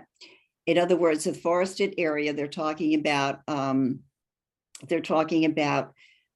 let's see, 500, they're talking about 591 acres of forested land, as opposed to what would it be, 200 something of unforested land. So if they're talking about 580 acres of forested land, is that accurate? Is that what we actually have there? And when they say it's forested land, is it what Skip was talking about in terms of open space, contiguous, non-fragmented, etc.? I'm sorry, can you tell me exactly, or like what section was that in? Do you remember? I didn't jot down the section. Okay. There, I can go through my notes if you want to wait. Mary, I I think mean- it might be reversed. The forested land may be around 250 acres. No, it said No. forested land was 580 some odd acres. Oh, okay. And that there's a section where they talk about forested land and unforested land. Mhm. And Yeah, I'm vaguely remembering that now. They don't map it. And to me, you can't give me numbers and not map it. what am I supposed to do with that, right? Mhm. And there are established ways as a planner, we know you have land cover mapping available to you. Like there's LiDAR data, there's GIS data. You don't have to get a drone out there, though that would be nice, and do the measurements, right? It's all Mhm. there. We were provided with no mapping, so again, it's like we really did have to end up kind of saying we can't provide comment on this because you haven't given us sufficient information. We can't waste our time. Our comment memo was 40 pages long. So, if, assuming there are 581 acres of forested land, and you mentioned sequestration Right. and mitigation in terms of greenhouse gas emissions, was there any consideration? I didn't see it anywhere that there could be a sub area of the property that would be considered a conservation area, such as all or part Right. of this forested area that could be a mitigation measure to address greenhouse gas emissions. And I didn't see it anywhere. Is that something you guys are? I also did not see it anywhere. And we requested it again, because that relates to open space and conservation. And you can't tell us that you're conserving land and then not tell us where or how, right? That's just, that's not science. Yeah, so I'm glad that you're asking that, but has there been, or there has not been any consideration by the town board or the planners to look at instituting or providing a conservation area in that forested area? That's not been. Well, we right now are waiting. They have to give us the information and then we propose later what is appropriate, right? But even we know where we want to get to, right? I think the supervisor, the town board, everyone wants to see a significant portion of that property conserved. But again, they haven't even talked about where or how that land is going to be conserved. So it's just kind of a lazy approach. And we know we want that. That's like point number one on everybody's list is, yes, we know that you can develop some of this property. We also know that it's extremely important to conserve a large portion of this property. How are you going to do it? And they just didn't deliver on that. Okay, thank you. Yeah. Elizabeth? Well, given the complexity of the size and the complexity of this project, is there any, just perhaps this is a subjective comment, but to have the zoning process before all these questions are answered seems counterintuitive to me. Is there any way of requiring that these questions are adequately answered before going through the PDD zoning process? Yeah, that's the purpose of this environmental review as it is. So the town board should only be landing or adopting a zoning district that is reflective of its finding statement. Okay. So if the seeker review does not meet the expectations of this scoping document and they need to revise what they're requesting and then have those supplemental environmental reviews come later, but you still land a conceptual zone, that might be the outcome. But again, if they don't do it now, they have to do it later. Okay. Hope that Okay. answers your question. Yeah. All right, so we talked about this conservation subdivisions. We talked about oversight and maintenance with the allocated space. That's some questions you're going to ask. Yep. Does the DGIS demonstrate compliance with the Climate Leadership and Protection Act? Is the town going to, do you know if the town's going to require that for this to fly, that the sponsors comply with that act, the CLCP? I'm not sure that I haven't heard them talk about it specifically. I think, just because there's like a lot more kind of low-hanging type fruit. But the state's expectation is that projects meet the CLC, Right. meet this program, right? So yeah, I Well, mean, it has to be addressed. But it isn't a law that it's like It's just a plan, right? aspirational, right? Mhm. So, I So, mean, yeah, I don't know. I would say that that's something that the public can compel the town board to care about if it doesn't seem like they do. But of course, if it's in the scoping document and it's been requested to be discussed as part of the GEIS, so we would expect them to discuss it in the level of detail that's necessary for the lead agency to make a decision. But to Skip's question, it is an act, it is a law, it's been enacted. So it's not a plan, it's not a plan in progress. It's the, the State Leadership and Consumer Protection Act. It was enacted. isn't it aspirational? There's nothing that requires, it's not, I mean, how can, if those goals aren't met, it's the community that are meeting those goals. You can't, what do you do if they aren't met? It's an aspirational thing. Isn't that not true? Isn't it a law? If it's enacted by the legislature, I think it's a law. I think it's similar to the marijuana law where they kind of adopted the law and then like are figuring out how it will actually be implemented. I guess the believe- question though for us here is, do you know if it is only aspirational, does the town want that to be actual requirements in the zoning of this property? I haven't heard them refer to it specifically, but they just might not be savvy to it. Right, okay. Skip, if I could just follow up on that, please. Sure. In the marijuana law, it was a law and the town had the opportunity to opt out and the town opted out. I have not read anywhere that in the Leadership and Community Protection Act that it's an opt-out. I haven't seen that. Are you suggesting that perhaps it is an opt-out? No, that's not my suggestion at all. Oh. No, I'm simply saying that the state has a history of enacting policies before the policy is in place. That's all. No. So you think the law is there, but the rules and regulations aren't set up? When I read the law, Mhm. if I remember correctly, and I haven't read it in a while or reread it in a while, so please don't quote me, but my understanding similar to the pro-housing thing, right?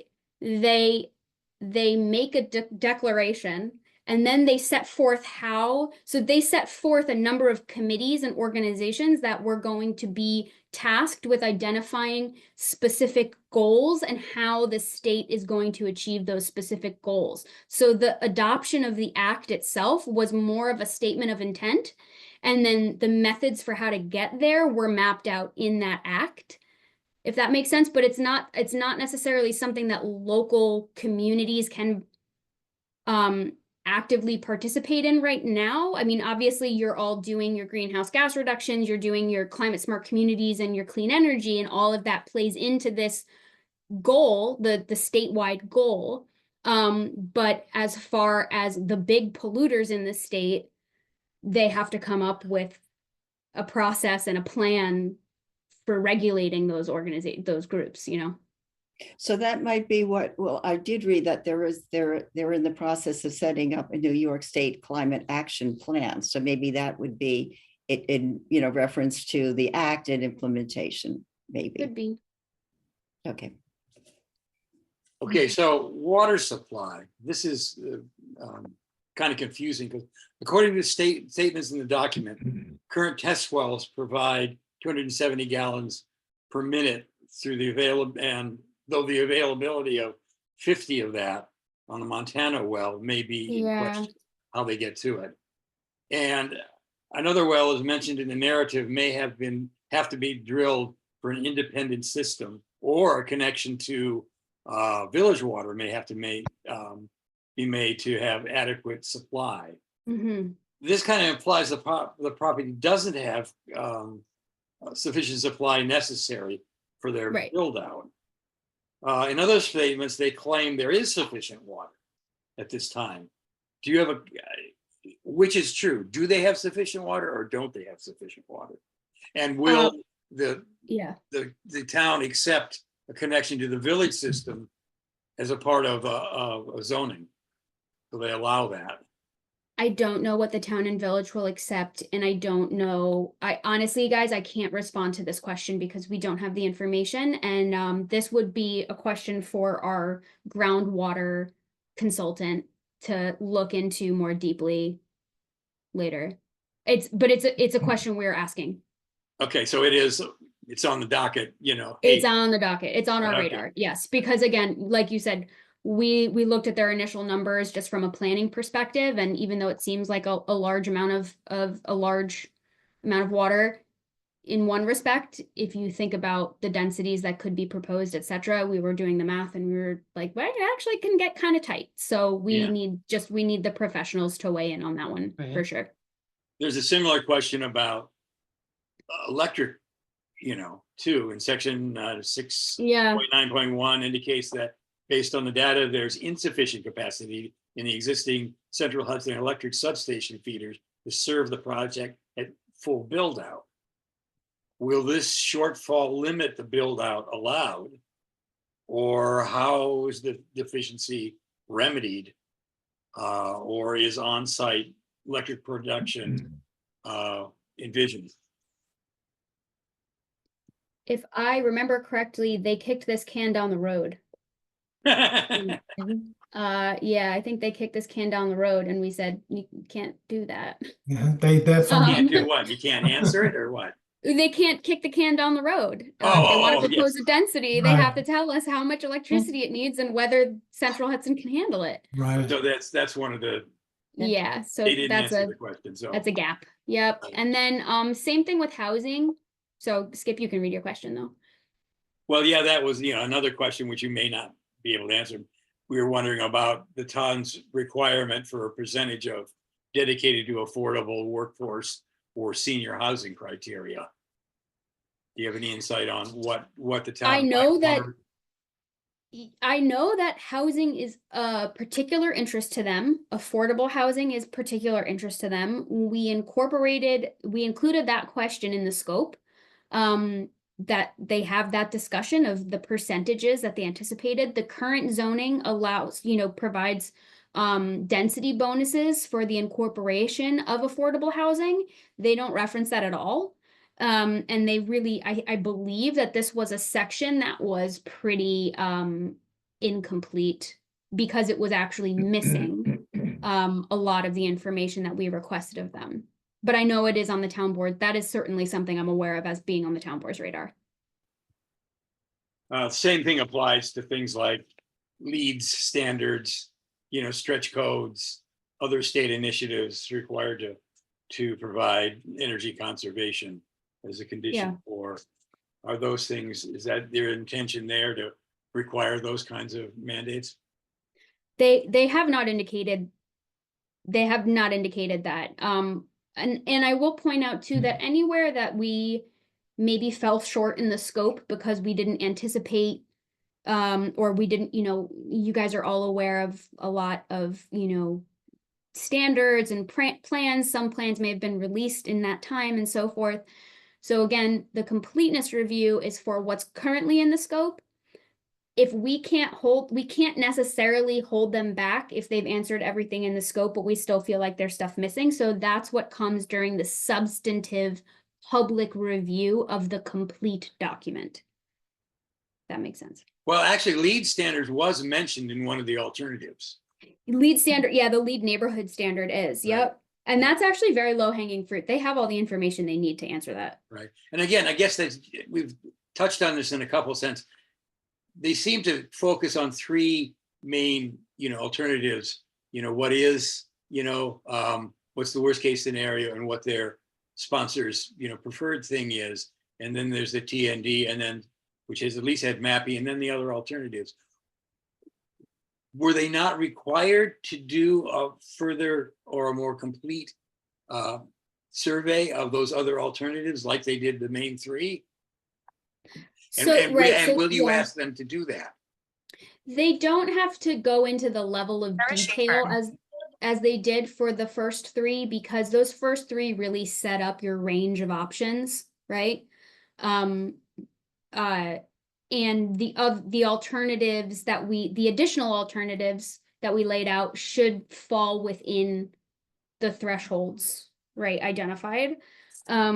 But seeker sets forth the expectations for completeness and for thoroughness in terms of the level of detail that needs to be provided for the as of right, sponsors preferred, and Worst case. reasonable worst case development scenario. As of right and reasonable worst case are a given.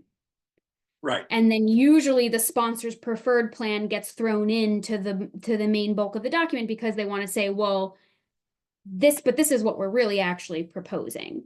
But this document doesn't seem to be differentiated in that way. The impact is very unclear which alternative they're basing their impacts. So I just don't have a good sense of.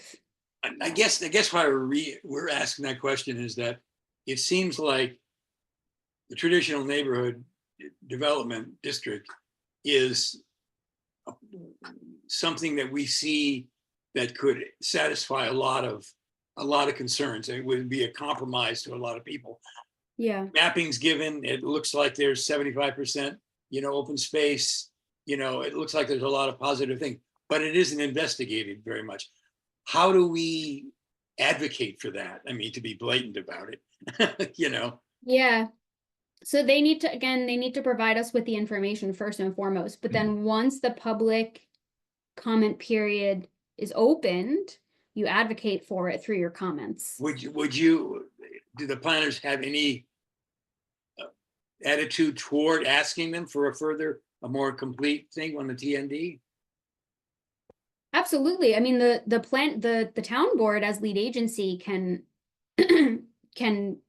ask for more information on that during the Right. But I mean, substantive review. do you see that as an intention of the planners or the board to see that this Yes. thing is complete? Would it be complete without a further investigation of the TND? No. It would not. I mean, you mean the document itself? Like if the document was complete other than the description of this alternative? Well, will it, to be deemed complete, will a more complete investigation of the TND be required to consider the document complete? I think so, although it's Skip, it's so incomplete. I can't see into the future. Like No. I would love to say yes, that comment was raised as a completeness comment. If that were the only comment on the document and it was the only incomplete item, I don't know legally how much teeth we would have, but throughout this process, there are a number of ways that we can continue to push for the TND. We could even do the assessment ourselves if the town board felt that they really wanted to see it happen, Okay, nudge, nudge. Yeah, right. Get it? All right, so I hear you. that's the Mary. most of the written questions we had. Something was brought up about over aquifer zones that laundries weren't permitted. So how does that affect, for example, the hotels and stuff like that? If commercial laundries aren't, Oh, wow. allowed by some zoning over thing. I'm not really, somebody just mentioned this to me later today. So I'm just kind of bringing this up if you have any awareness of this and how that might affect what's going on here. I think that a commercial laundromat wouldn't be permitted. Right. That's getting extremely granular and would be a question that would be asked during site plan review once the Okay. project, once we got like actual site plans. Okay. But to be fair, one of the questions that we did ask them was, how does this relate to the existing zoning? And they have said that, certain elements of the zoning would remain intact, and the aquifer overlay was one of them. So that would be something that they would have to just, they would have to work through that during site plan review. So even though commercial laundromats aren't accepted, well, this is probably way too much in the weeds. I think this is getting a Yeah, little bit into the weeds. I said I would ask it, so I asked it. Okay. Thank you. Okay. So does anybody have, okay, lots of hands, I'm sorry. Mary. Just a procedural. Can we expect, well, first of all, my understanding is that it's a 30-day period for the public to comment on the on the draft. Now, can we expect that the town will request an extension for the public hearing portion of the comments on the draft? Can we expect I an think so. extension? I mean, you know, yes. And is that Don't something? quote me, but yes. Is that something the sponsor has to agree to, or is that discretionary? Yes. No, project sponsor always has to agree to established extensions. Okay, thank you. Mike, Yeah, getting back to alternatives, which seems to be a big topic. It seems like all the alternatives remove something. Mhm. None of them add anything, as far as I could see. I may be wrong. So it would seem that something like the TND, since it's removing anything, the data would not be that much different than their special plan. Is that correct? I mean, what they would have to provide for that particular alternative is what they would provide for their own alternative, unless they were building something in addition. So what we pointed out, they have that big long road going up the hill to their estate lots. Under the traditional neighborhood development and also the sub area Cabins. 1 lower elevation, they're all kind of variations on a theme, which is basically cluster all of your permitted density. Yes. They haven't, again, really worked out practically what their permitted density or what their requested density even really is. But if they got there, then we're telling them you can put all of that in one place. And so the trade-off might be that you have taller buildings. Yeah. You have a more concentrated intensity of uses. But you're conserving a lot more land. Right. They might propose some other lower intensity uses on some of those lands, but I don't know how that would really practically work out. But yeah, in general, clustering these days, clustering your density is seen as a good thing, I think, until we probably hit more than 4 stories, and then I think you're going to start getting pushback. Okay. Carol? Well, wouldn't that also be a just adding to that, a bargaining point, a pressure point in terms of the town board that is encouraging density housing to preserve open space, and part of the final to be able to give that zoning change? I The mean, density, well, you're saying if there's a greater density of housing. Now, it looks like on the maps, there are areas on those maps with workforce housing, which is densely located there. And they it's haven't not, identified what workforce housing is. You know, what are well, the they wrote it affordability on, they criteria? wrote it on their map. Sure, they wrote it. Yeah, sure. So, I mean, yeah. so. So Mike, also to your point with the clustering, the Yes, benefit of clustering, right? So there's a lot of planning paradigms that come into play here, but there's not a whole lot of placemaking that's happening in this concept plan, right? In this conceptual layout, right? And when you start to bring in density, that placemaking element starts to really matter. So unless they're looking to really invest in a unifying conceptual plan, I think there's a lot of trade-offs to how we think about this. So, just to keep that kind of in mind. So yes, dense walkable communities are important, but a dense walkable community to nothing or to nowhere is less enticing, right? You have the towers in a park concept where you're just kind of surrounded by big buildings, and where are people supposed to go? That can kind of not be so socially conducive. Right? And so just things to think about. But I agree. I think that the clustering makes a lot of sense for a lot of reasons, and they just haven't bared it out because I think they maybe don't want to. Carol?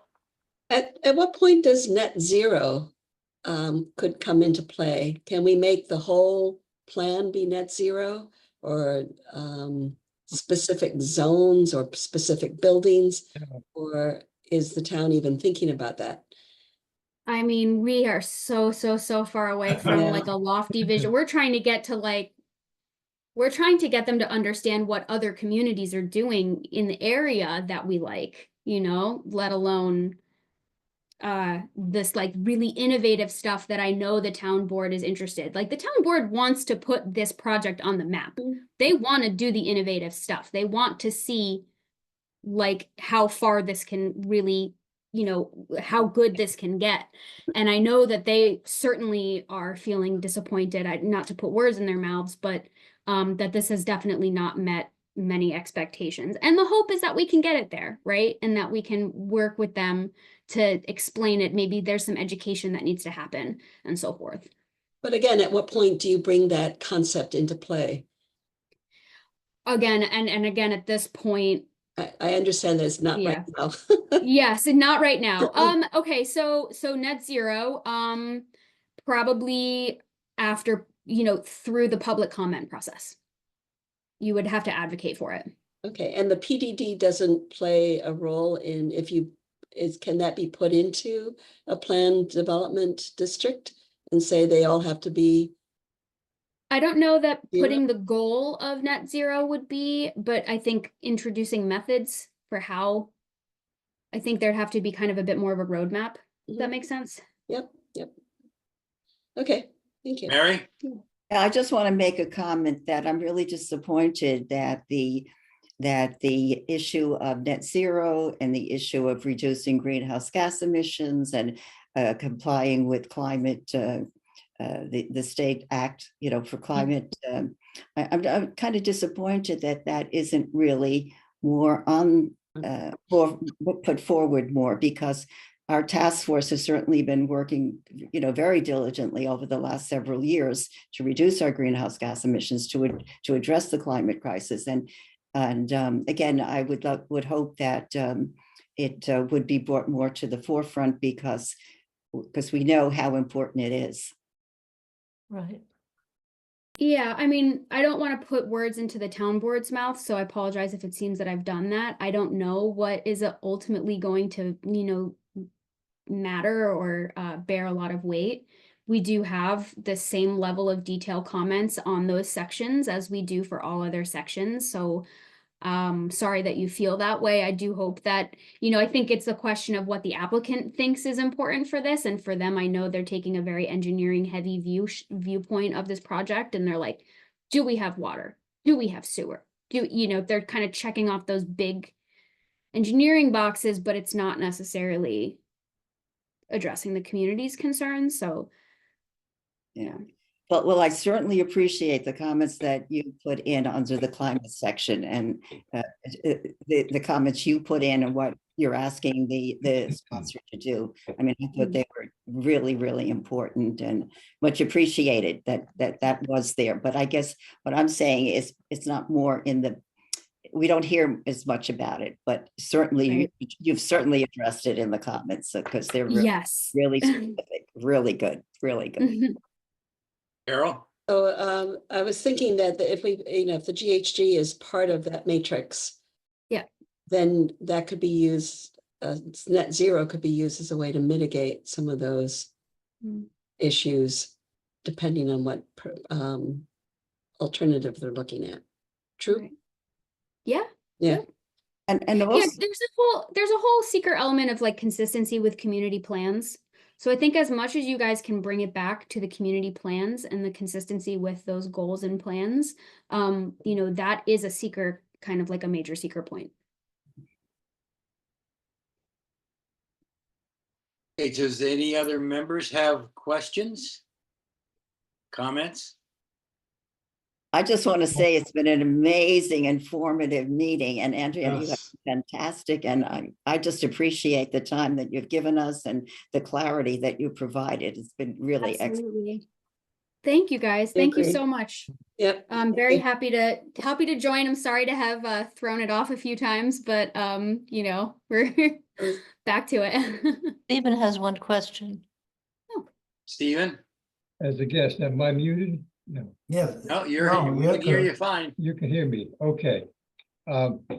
This is kind of dropping a bomb on greenhouse gases, but I've become very interested in the most enormous incompleteness in the DGIS is their absolute bypassing of emissions in construction, Yeah. which is specifically called for in the scope to be quantified. They evade this by a call it cynical or totally deceptive maneuver, saying, "Oh, it's more accurate on construction to be qualitative." So what their version of qualitative is to say nothing whatsoever. And amongst the emissions in construction are the emissions related to land use change, which I've been looking at for the 206 acres of forest they say they're going to clear out and build houses on. That's a substantial amount. And to my back of the envelope is it's amounts to about 6,000 metric tons of CO2, which is about the same size as their operations annual emissions, but much bigger than land use changes in construction are what are called embodied carbon emissions. And that, again, my quickest, dirtiest estimate is that the embodied carbon emissions of this project are much more than 100,000 metric tons of CO2, much more.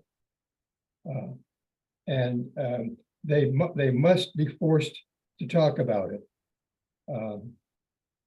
I don't think the DEC is waivers on whether the lead agency. I think if the lead agency wants to, they can make them talk about it. But there's no law. So please, let's be sure that they are they talk about embodied emissions and all they say about them is that they exist. And you can look them up in a book. That's all they say about this is about 18 elephants in the room. Right. And we can talk more about it in the future, but I think this is very important that the embodied emissions. Now, I've only learned about this recently. I don't believe that every community in the country, to say the least, is making use of this tool. In fact, it's probably leading edge, unless you're unless you're doing government work, where at least in New York State, they have a buy clean law and embodied emissions come into state actions. I don't think municipalities have to do it. So here if Socrates calls for it, it'll put us on the leading edge of municipal environmentalism. I hope that's where we want to be, but it's very precarious at edge because Carol, with all due respect to net zero, it becomes inconceivable when you count in embodied emissions. To have any project, you build a house, it's already not net zero. So if you consider embodied emissions, net zero is impossible. But by putting them on the table, it forces builders to think, well, how can we lower these embodied emissions? How can we work toward a better outcome? That's the LEEDs kind of thing. So it's not to say that telling this number means the project has to die or be viewed as a total abomination. It's trying to get things out to be talked about so that embodied emissions can be lower. So that's all I have to say at the moment. But I hope we can revisit this and work on it. So is that something would be considered? The embodied emissions, I don't know if that is incorporated into the scope, but it's something that can be raised as a substantive comment. But the construction emissions certainly is an incomplete topic. It needs to be quantified. Mary? Hi, Adriana. Thank you so much for giving so much. I had sort of a procedural question. The Winston Farm sponsors are going to present their project to the Ulster County Chamber of Commerce on November 13th. And I'm concerned and confused about this opportunity for them to make it look like what they're proposing is what the community is considering. Right. So if you could maybe help us understand if you could comment on that, I'd be interested. I wouldn't advise my own client to do that. Say So- that. So it's sponsored by a local business. It's being presented at the Diamond Mills Black Barn restaurant. And as far as I would know, they would be presenting exactly what they presented on August 15th. So it's not an accurate representation.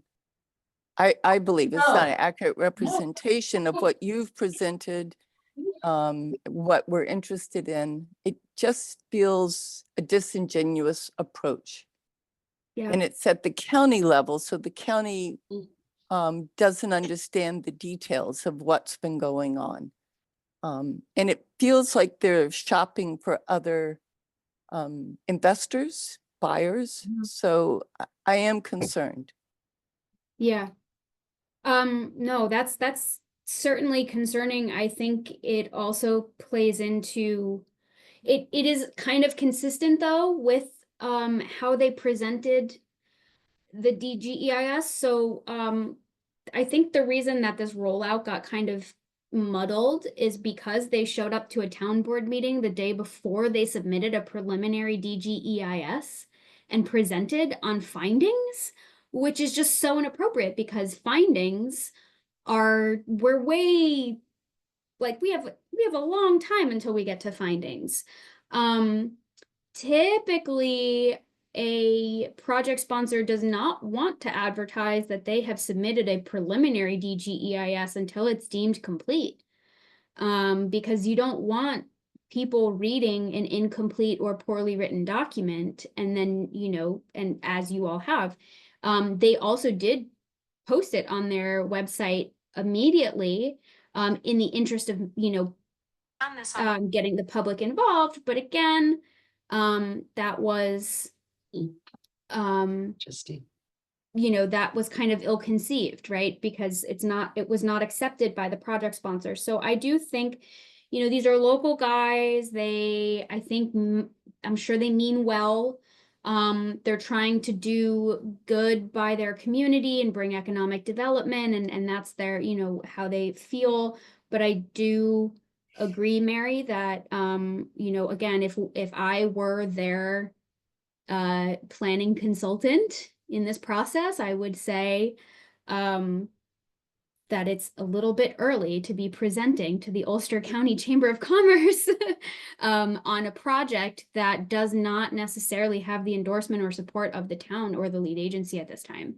I guess I take it as a form of pressure Yeah. and pushing back. So that was Sure. announced today that, That was announced today? Okay. Kathleen? Stephen? Yes, I just have a quick one. Given the fact that these groups, the Conservation Advisory Commission and the Climate Smart Task Force, have worked so hard to reduce greenhouse gas emissions in the town over years, I'm just amazed that there's probably no discussion going on about net zero, a net zero development. There are examples of them. Mm-hmm. I read about one in Albany that was an apartment complex. I'm sorry, I forget the name of it, but it was within the last 2 or 3 years. It's completely net zero. They're producing all their own electricity through solar and so on. So I'm wondering if the town board has looked at or a net zero community, has educated themselves about that. It seems to me like something like that should have been on the table before now. I'm just amazed because it's going to be a trend Right. and it's doable. Mm-hmm. And so here we are talking about destroying trees, and that's going to affect the environment, issues about water and so on. But the fact that there's been absolutely no, it sounds like, discussion about that, about a net zero community is just, as I find it hard to believe.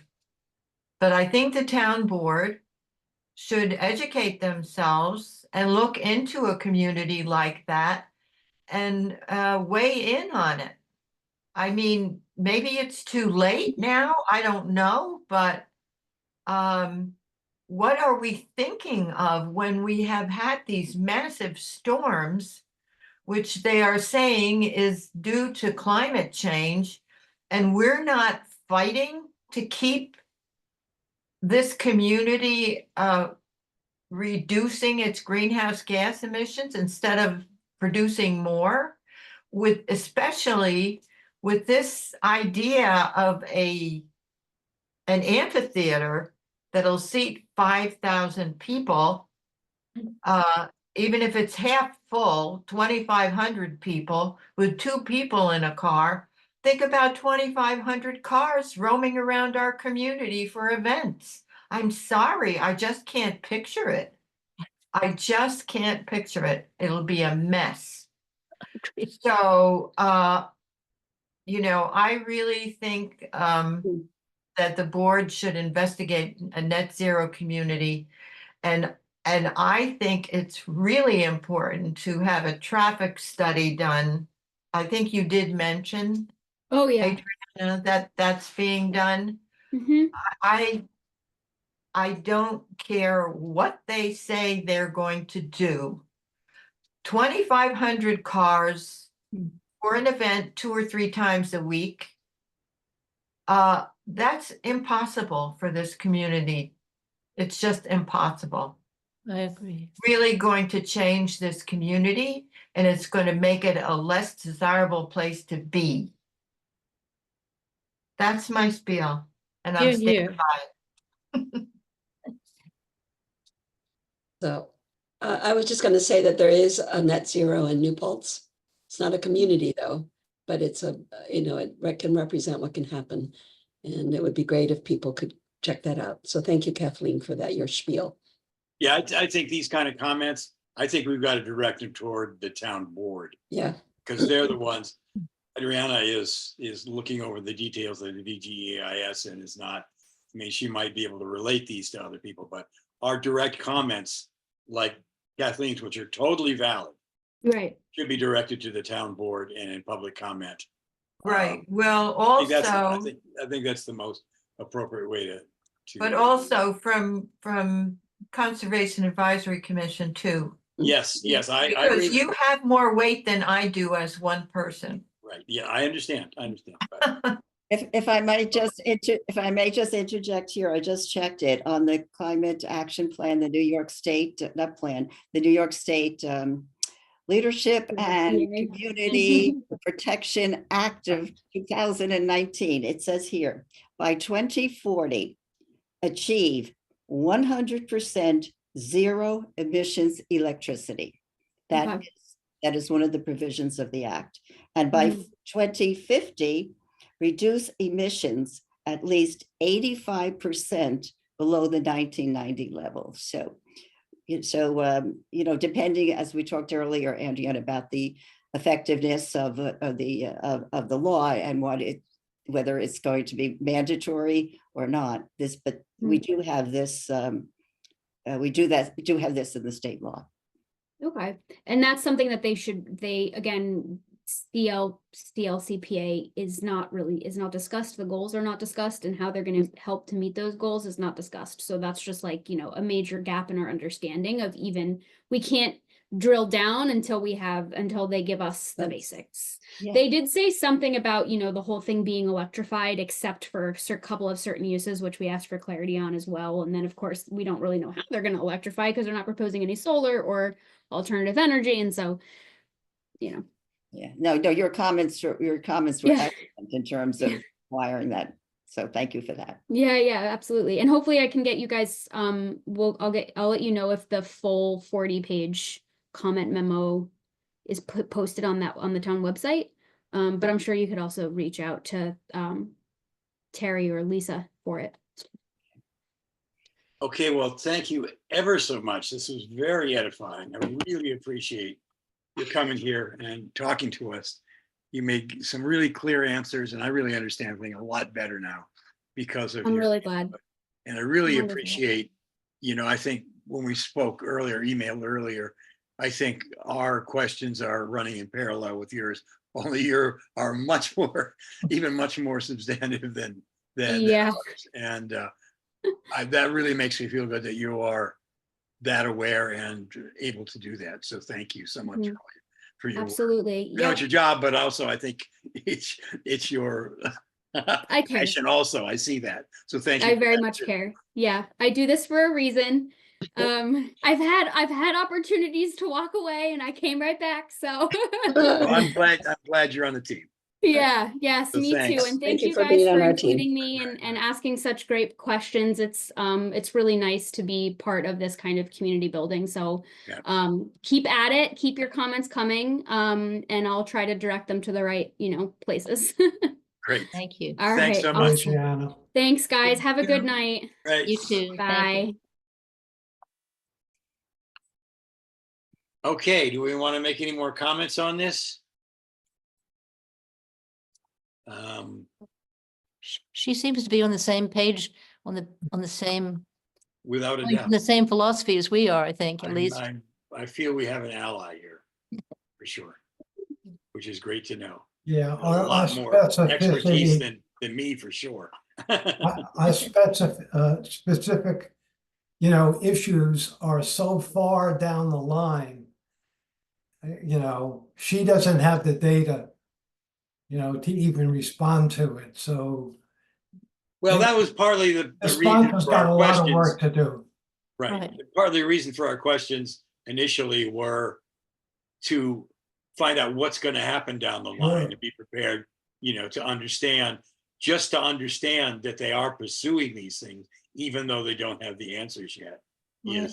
is heartening, and part of the reason we answer the I am question. concerned about something that Mary said, that this meeting with the Chamber of Commerce that appears to be under false trying to project a kind of false PR image. If there's any way of stopping that, it would be good. Well, I think that's out of the pure, There, unless somebody here can think of it. I think it's in our purview. I mean, they're going to do it. Okay. the PR firm has made mistakes before. They've made mistakes before, and they're making mistakes again I don't know. by pushing it out to the public. If the reporters can be made aware that what they're presenting is totally incomplete by the planner's view, Yeah. that's one way of blunting the effect. Also, if somebody is at the meeting who can articulate that, the appropriate person from the town to be at the meeting to counter or just point out the problem with it. Right. I thought that the chamber had endorsed the project Right. already. I thought they already had these guys there. Yeah, I thought there was something in the paper about them supporting it. The Ulster County Chamber, the Ulster Yeah. County Chamber. Yeah, The Ulster County Chamber. yeah, Really? they had them there already. So, So, Bill. Oh, well. Oh, Carol. I'm sorry, Carol. She's first Let on me my say list. something. I just started to think about what if they all of a sudden decide, okay, we don't want to do this anymore. We're just going to divide up these 11 parcels that we're hearing about, can. I didn't know about. And do we lose a whole lot more because of that?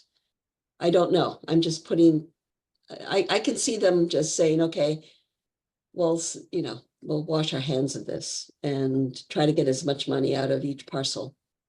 So just a thought, just a fear more than anything. Well, that's a whole question that we could put up, maybe next time to Adriana about because the town board meeting I was at, Freddie said, if they do that, it goes back to this horrible scenario. But there's still, limits on it. I don't think it's wholesale, anything goes there. Every 2 acres, there's a house. Every 5 acres, there's a house. There's all those overlays. So they're going to have, it's not a done deal. They still have to jump a bunch of hurdles. And they chose this method because it was more advantageous to them, I believe. Yeah. Bill? You're muted, Bill. Bill, you're muted. Okay, thank you. There you go. I was so concerned about lowering my hand, I forgot to look at that. Several things, just little comments. I mean, you do know this is the second time that they made a presentation to the Ulster County Board of Chamber of Yes. Commerce. Okay. Yes. The second thing to say about that is there may be some agitators at that meeting. Maybe. I have an idea that may be the case. And I'll tell them, I like your remarks, Skip. An agitator could stand up and say, by the way, this in no way reflects what the project sponsor or the lead agency thinks at this point. Mhm. And there was a third one that had to do with the last thing you were talking about. Net zero? I'm sorry, what? Net zero? No, that wasn't it. Anyway, it probably was irrelevant, but I just wanted to pass those things on. Well, you can indicate to them that their environmental review was deemed to be incomplete. Oh, I did that. And I also said that Adriana's company really took him to the cleaners. Yeah, that really, Yeah. 90% of the stuff was questioned. Yeah. I know what I was going to say. I've been saying that I think the current zoning is worse, is a bad zoning. It is. I was talking to Catskill Mountain Keeper and about that. And I said, if we defeat the PDD, then it just reverts back to this bad zoning. And what was pointed out to me, and it was something I hadn't considered, when I did my back of the envelope calculation about how much build out there could be under the present zoning, I had not considered the comprehensive plans admonition to keep 50%, 73%. By the way, Adriana's company is holding them to the 73%, I noticed in their comments. Keep that open space. If what was said to me, and I think is you're all aware of an Article 78? Yes, Yes. 4 different Yeah, actions you can take. yeah, and which In 3 months. holds them to the comprehensive plan. So when you Say that calculate again, Bill. I'm, the Article 78 is an action, like a suit against the developer for violating the comprehensive plan, which calls for 50 to 73% open space. Well, So Bill? when, Against the developer or against the municipality? yeah, I think a 78 is against the government institution, right? against okay, it Right, would be government. against- it would be the against- Article okay, 78 proceeding, there are You're 4, right, it would be against. Wait, the wait, municipality. one at a time. One at a It, time. it would be against the zoning, okay? Yeah. So so that gives meat, that gives the open space admonition in the comprehensive plan some teeth. So when you calculate what could happen under the current zoning, you have to remove 50% of the property from the zoning possibility. And that makes the current zoning much better, in my view, than what's being proposed. So that just means the current zoning, if you eliminate 50% of Winston Farm from that, is not such a bad option. That said, I'm very gratified by what I heard Adriana say about what the town's intention is. And I'm feeling pretty good about that. Yeah, good. Okay, any other comments? well, just that a 78 proceeding is a governmental Right. action, again, rid of mandamus and 3 others. Right. So it would have to be, it's not the developer that's involved. Anyway, I don't think, it has to be within 3 months, and there's all sorts of technicalities to it. Thank you. I don't know very much about it. Thank you. I have just one other thing. I think we need to get the exact wording out of the open space plan and the comprehensive plan and make sure they're not deviating from the recommendations there. That the exact wordage should be brought to their attention. I agree. All we have to do is look it up. Good. So who wants to do that? You want to do that, Kathleen? I've already, I have them both in my office. I can do that very easily. Okay, Right. great. Pass them around, please. I Okay. think it's good. It's good ammunition. Anybody else? Can we go on now? Okay, so Zach's not here. He wrote me an email regarding the incompleteness decision by the DGEIS. The comments will be supplied to the developer and the representatives. And the inefficient areas will hopefully be expanded upon. We are also hoping to conduct some in-person workshops through the completeness issue.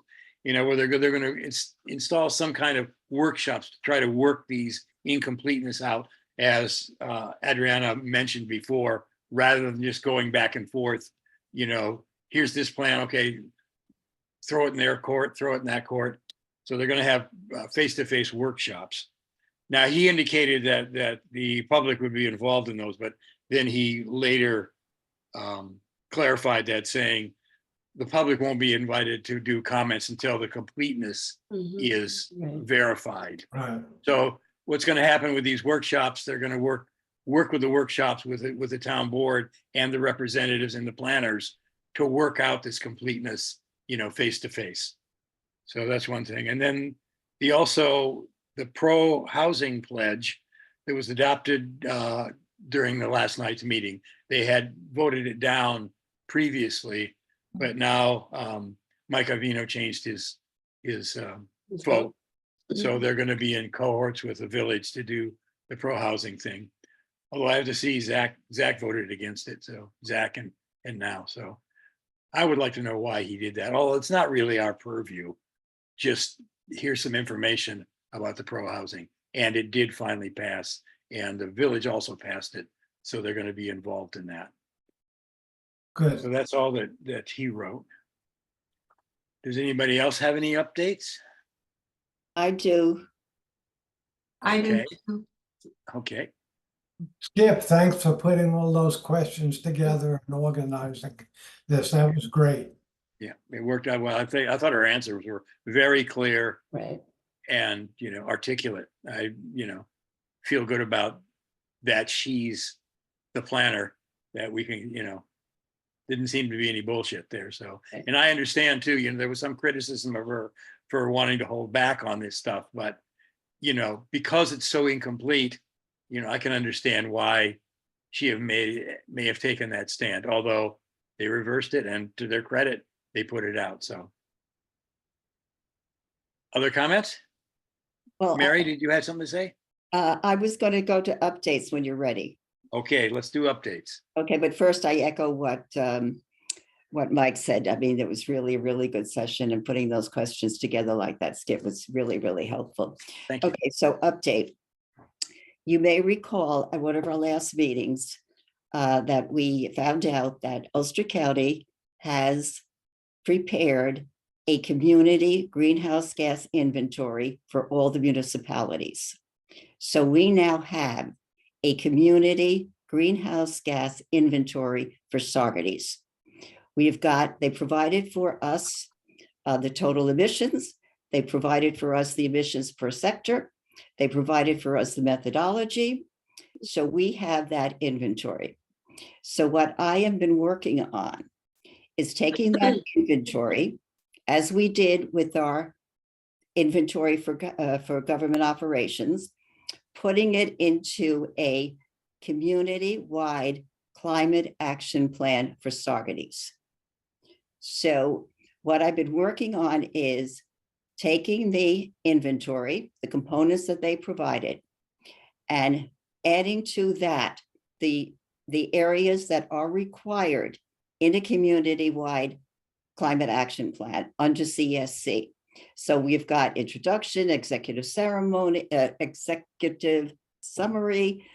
We've got background, et cetera, what's required, including next steps, initiatives, including next steps, goals, initiatives, strategy, implementation. So those areas I've been working on and putting together a draft for consideration. So what I would like to do, either by the end of October or early November, maybe by the last week in October, I would like to send out to all of you a draft of the climate action plan for Saugerties, particularly for you to consider the particular area that I think we have to seriously think about and agree upon would be the area of next steps, the goals, the strategies, the implementation, et cetera. So I would really appreciate, once I get it out to you, if you could get it back to Skip or me, or like 10 days, 14 days at least, so that we can, at our next meeting, have a serious discussion about where we want to go with a community action plan. I think it's particularly important now, given the fact that our community action plan is 10 years old. So it's outdated. I don't know how, it was done by the state. We didn't do it. So I really don't even have a handle on how specific it is. I have the chart and the emissions, et cetera. So I hope I won't be imposing too much on your time, but if we can get this done and get your comments, et cetera, and then discuss it at the next meeting, that's my update. Terrific. You're I impressive. fully back Thank Mary, you. and I think this is really great that she's doing Thank you. this. So we Me should too. really not ignore this in our emails, as Right. is so easily done, Right. and really And- back Mary on doing this, because this is. And it's sort of like it's going to create a baseline before Winston Farm even gets. Absolutely. Bingo. So I really think it's great. Thank you so much for doing that. Yes. Thank you. I'm But looking forward was to there one done in the past? 2010. years ago. 10 2010? years ago. Oh, we can compare to that and see where we are. Well, yes, and that's something I'm doing in the plan. In other words, what I'm saying in the plan is that, or what I'm suggesting rather, is that we take 2010 as our baseline in terms of admissions. And that would be our baseline, Carol. That would, we would compare Okay, between those 10 years. This is a 2022, the new one is the 2022, so yes. okay. Yeah. But it Okay. also creates a baseline before anything huge like Winston Farm takes place. So we know where we're at this point too, Right. which is what's great about this. And I don't know what this will look like. I'm really looking forward to seeing it. And where can I look at the actual report that you got? And from who created this? The inventory was created by Ulster County Department of the Environment. Oh, okay, So that's where I got it from. thank you. That's just the inventory. All the text that's in there, all the other text is what I've come up with. Right, thank you. Mary, there was one other thing that kind of got lost with everything else going on. I think a couple of months ago, there was you had circulated a request for the heating, and there's a grant that was available for heating and cooling. And I was to work on I volunteered to work on updating the draft. And I haven't done it. Is that still on the table? What happened is two things. We talked about it at 2 meetings. We really need somebody to come forward from our group to say, I'm going to be the coordinator. So I know you, Elizabeth, volunteered to look into the incentives. Skip volunteered to look into the vendors. Carol, you agree to be a part of it. Linda said she would participate to a certain degree, but no one has come forward and said, I'm going to be the coordinator and put this all together. And without a coordinator to put it all together, I personally don't see how it's going to happen. So that's why it's kind of been sidelined, shall we say? Mm-hmm. What is the deadline for submitting this? There's no real deadline. What it is, it's a community campaign under CEC. It's a community campaign under CEC. And the only restriction is if the money is still there to get the grant. In other words, we would have to do the community campaign. It would be after October 1st. And we would work on we would work on it for a couple of months and then submit it. And then at which point we would get the 7,000 points so that we could apply for the grant, which was was it 125,000, I think? Yeah, it was 125,000 grant. So that's where we are with it. And then in terms of the deadline, there's no real deadline, but they're going to run out of money. So that was the urgency. I see. Now, I mean, if you, everybody who's all of you who have said you'd like to work on it, I mean, if you want to work on it, but I don't see it happening unless somebody says, I'm going to, coordinate it and I'm going to put it all together. We can have pieces, but so if you want to go ahead and do pieces of it, that would be something we could do, but I don't see as I said, I don't see getting it together unless somebody's going to coordinate it. I'm pretty hectic until after the election, until after November 5th. So I'm not sure I could offer to be a coordinator, but I could try to work on the draft. Okay.